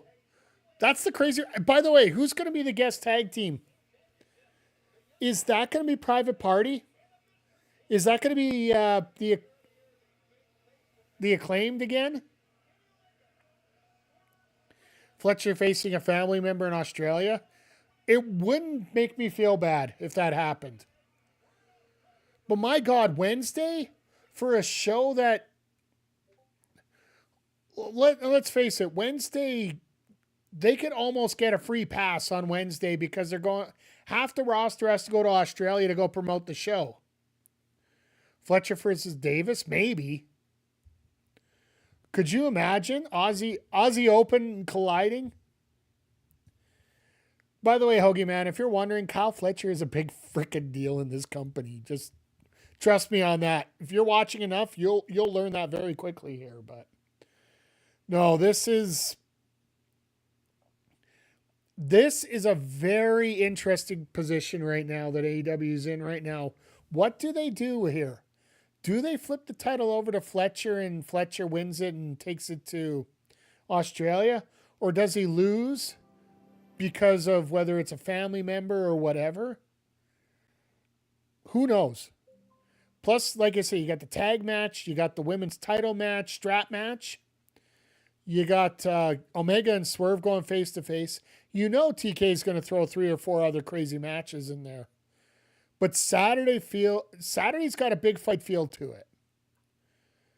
You got the women's tag titles. You got the hair. Somebody's losing hair match, which hopefully by then Wheeler can learn what. Honestly, Hoagie Man, Fletcher right now has the potential. He is on the trajectory, and feel free to interrupt here, but for all the time that Fletcher's been around, which hasn't been a hell of a long time, he's got a chance to eclipse Danielson. He could essentially become one of the best ever.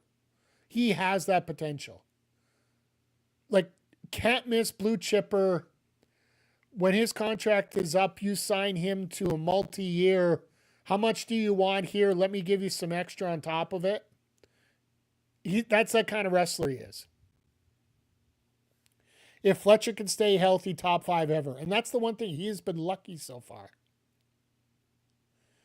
Fletcher is already the next Styles Danielson. Yeah, he's already in that group.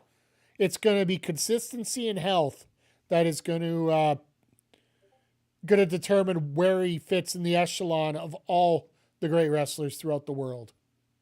And that's how good he is. Point blank. That's just simply how good he is. Like, there's no ifs, ands, or buts about it. He has proven enough. If you want to do it, last year's Revolution, and Zodiac, make sure to correct me if I'm wrong there. Last year's Revolution, Ospreay versus Fletcher in a cage match. Go back and watch. Do yourself a favor if you can find it. Go back and watch it. I think it might be on HBO Max in the archives. One of these times, Tony's going to have to put up something as a playlist of Fletcher and just show everybody where he's at. But Fletcher's a real deal. And without a doubt, he's going to be a star. As like I said, health is pretty much all of it. Any chance Ospreay comes back in Australia? Do they want... Here's the thing, DLW, and I know we got to get into my GM. We'll get into it in a sec here. We'll get everything fired up, but do you want to waste that on a... And I know that Meltzer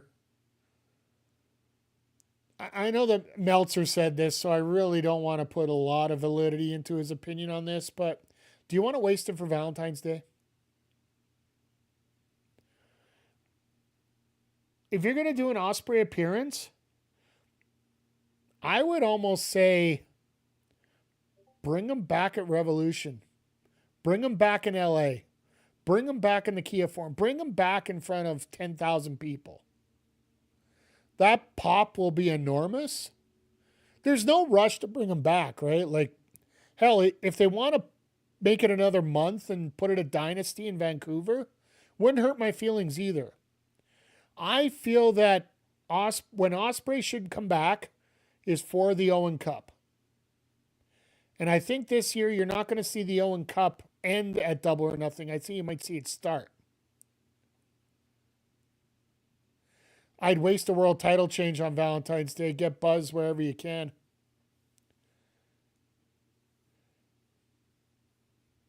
Having 10,000 people chanting Ospreay, that's exactly my point. Like, having that pop of having Ospreay show up at a pay-per-view, that'll get people talking. And honestly, I almost feel that, and once again, like I said, I have a feeling that the Iconics show up at Grand Slam. I don't think you waste a world title change. I think you do a women's title. I think you do a women's tag title change, and you bring in the Iconic, like that whole story I talked about earlier in the show.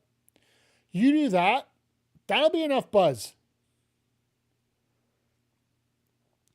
Do you do a Brody? It's such a fine line here with the Brody King situation because, let's face it, AEW will be making a statement based on what they do with the world title over the next month. If they legitimately change it over to Brody and, like you guys were talking about earlier, putting him as champion going into that show in Minneapolis,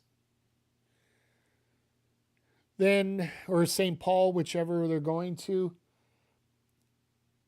do you risk alienating a whole bunch of potential fans for the sake of being like I was saying earlier, do you want to put yourself on one side of the fight when you don't need to?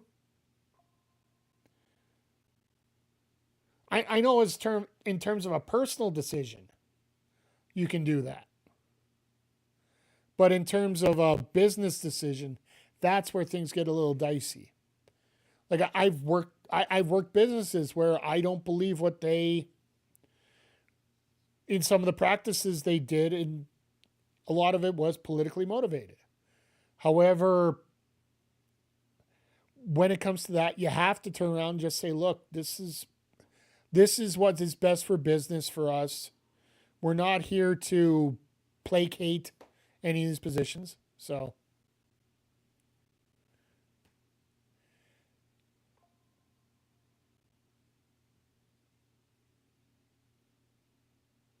I understand that, DLW, and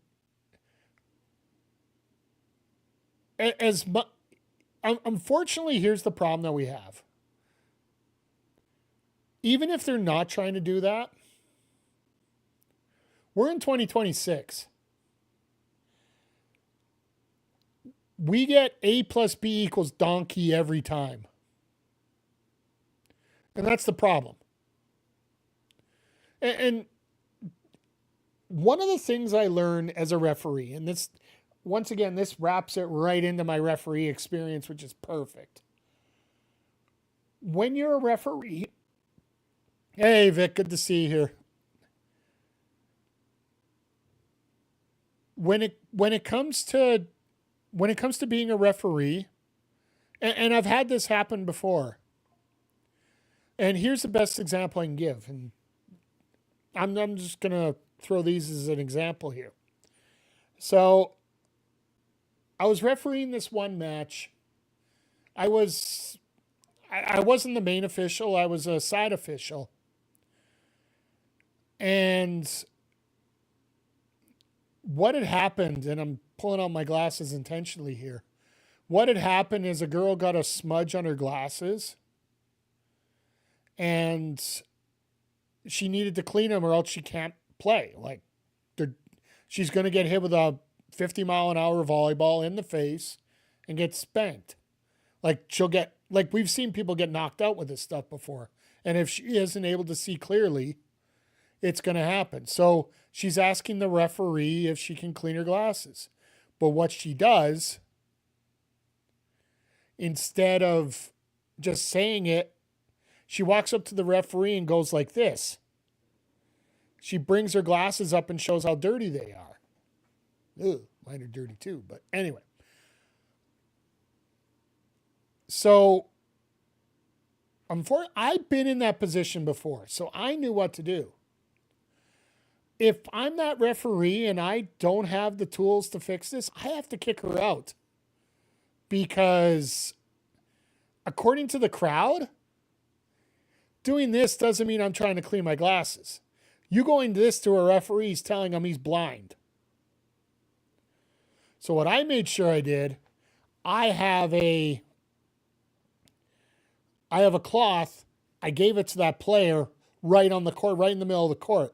It's against protocol, but it's going to save us kicking somebody out. But you notice what the difference is here? When I bring out that cloth, it automatically changes everybody from saying, oh, she thinks he's blind, to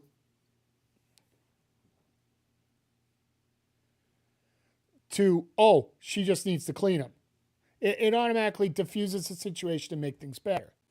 However, like I said, when you're booking and you got the guy that's predominantly supporting this movement, he gets the title, he moves into the place where the big inferno of anger and support is located, the impressions just give it off. WWE's made some pretty open political statements, and it sucks. It's not veiled. It's open. Keeps you from watching. Preference, get away from it. Exactly. And like I said, the best thing to do right now is, like, if you want to make comments offline or off TV or whatever on your own socials, sometimes you just can't get away from that. And people are allowed to express their viewpoints, and it's totally fair as far as I'm concerned. But those 2 hours a week, we're there to present a show. Like, honestly, if that shirt wouldn't have showed up on Grand Slam Mexico, and I know why he did it, and I understand that what kind of powder keg's going on right now, and trying to be on the right side of, if in your opinion, the right side of the world, and the right side of humanity, whatever way you want to call it. However, and I do have to credit Zodiac for, like, we've had a few talks about this, because I know I was a little more open on my political stance and what I thought about all this stuff. And he's really opened my eyes to it in many ways. And I give him full credit for it. Like, we're not picking sides one way or the other here when it comes to this topic.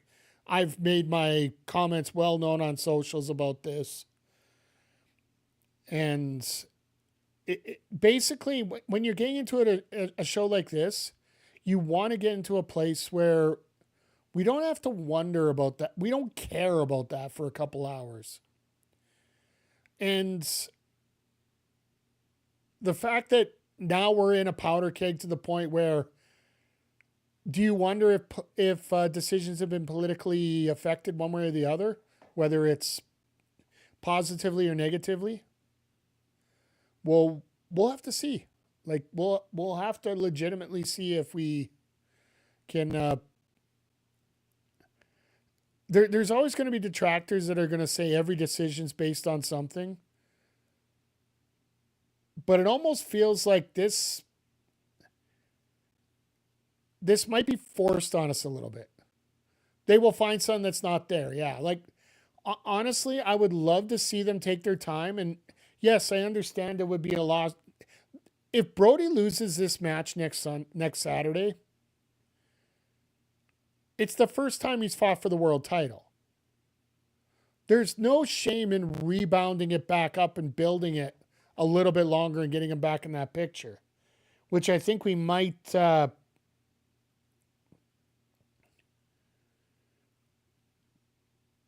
I think after this whole Ospreay finish up, I think we might do that.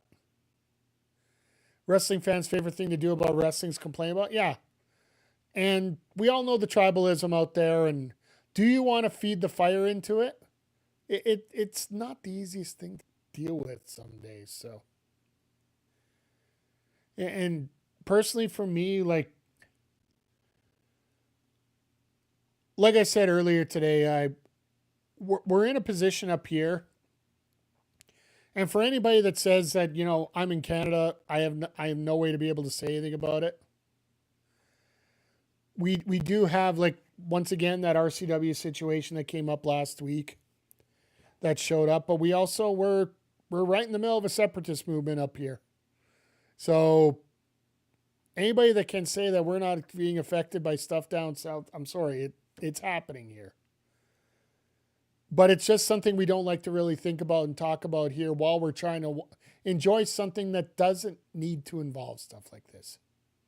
And my personal opinion, I'd like to keep it away from that. I'm never going to tell you that you're 100% wrong or right or whatever.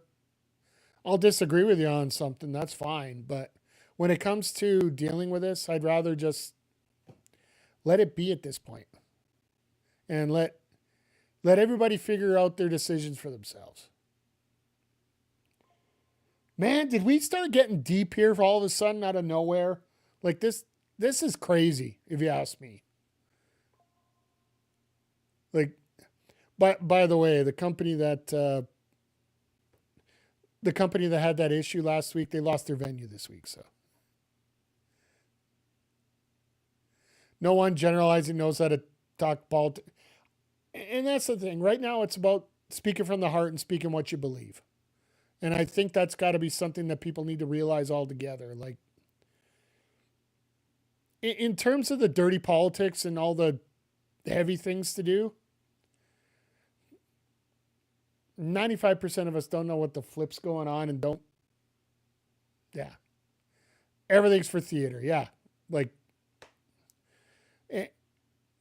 as far as I'm concerned, everybody's got their belief on what they want. Believe what you want. It's just, let's not, as a society, you know what? We don't even need to get back to the middle. I think it's the fact we need to realize there's more important things. Our POTUS is a WWE Hall of Famer, yeah. Personally, I go back to the, what was it, Bill Clinton, Rosie O'Donnell skit that they did on Raw, like 2011, 2012, somewhere in there. But fuck, I don't even want to get into it here. You know what? Let's just wrap up the sidecast right now. We got WWE 2K to get into here, and I want to get everything set up. Based on how late we're going here, we might only be able to run 1 week. We'll see what matches we have to book here, and what crazy trades we get into. But anybody gonna watch the wrestlers concert? Oh, actually, Vic, from what I saw, since there's a couple, like, I have to double check, but I was watching on socials this afternoon, but a couple of the talents that are on that show actually dropped out.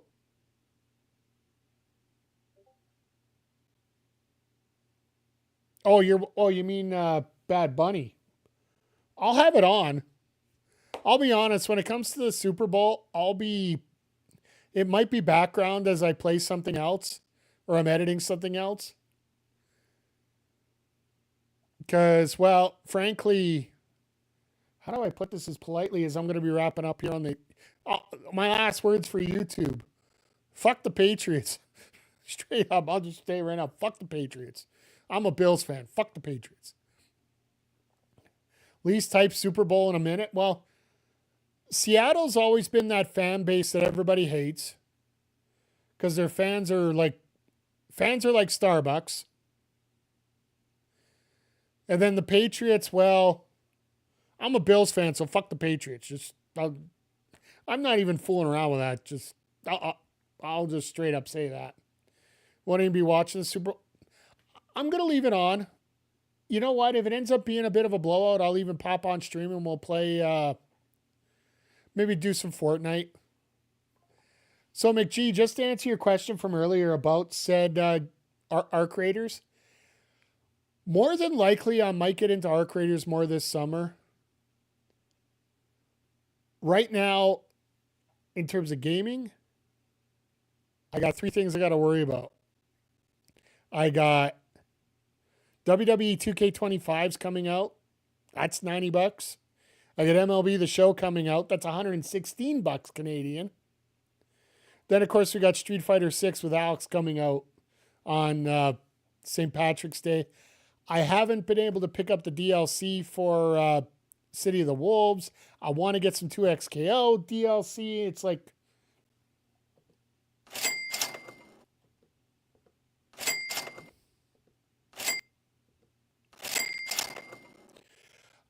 Vic, one thing about it, though, if you get it, if you pick it up and you bought the last one digitally, you do get a 10% discount if you use the same account that you bought it last time with. So if you bought it on Xbox, buy it on Xbox this year, you'll get 10% off, which I find is the deal. So that's one thing that they're promoting. I think on the PlayStation Store, they're advertising if you buy it before the 23rd, you get a deal. Checking out Universe Mode 2K25 since I haven't tried yet, so I'm playing as Kane on SmackDown against Randy Orton. Nice. I haven't got into Universe Mode, period. I've never tried a Universe Mode. When we do Backbreaker Pro for 25, I've been booking the matches myself. If everything's true about what they're saying about 26... Backbreaker Pro Season 1 on Xbox will be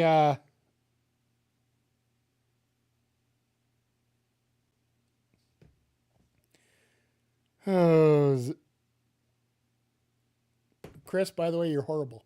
I'm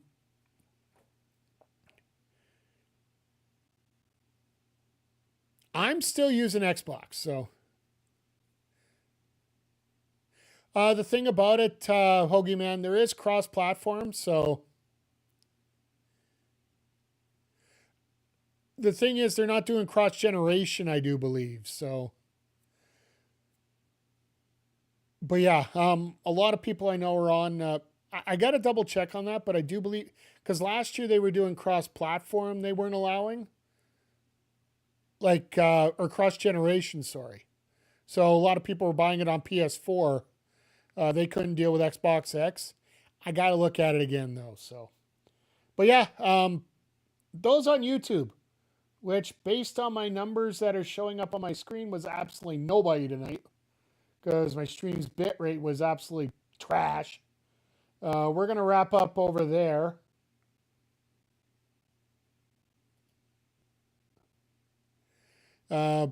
We might even try some shorts next week instead. Short streaming on YouTube. But in the meantime, thank you for checking things out on Backbreaker Video. We will see you all here next time.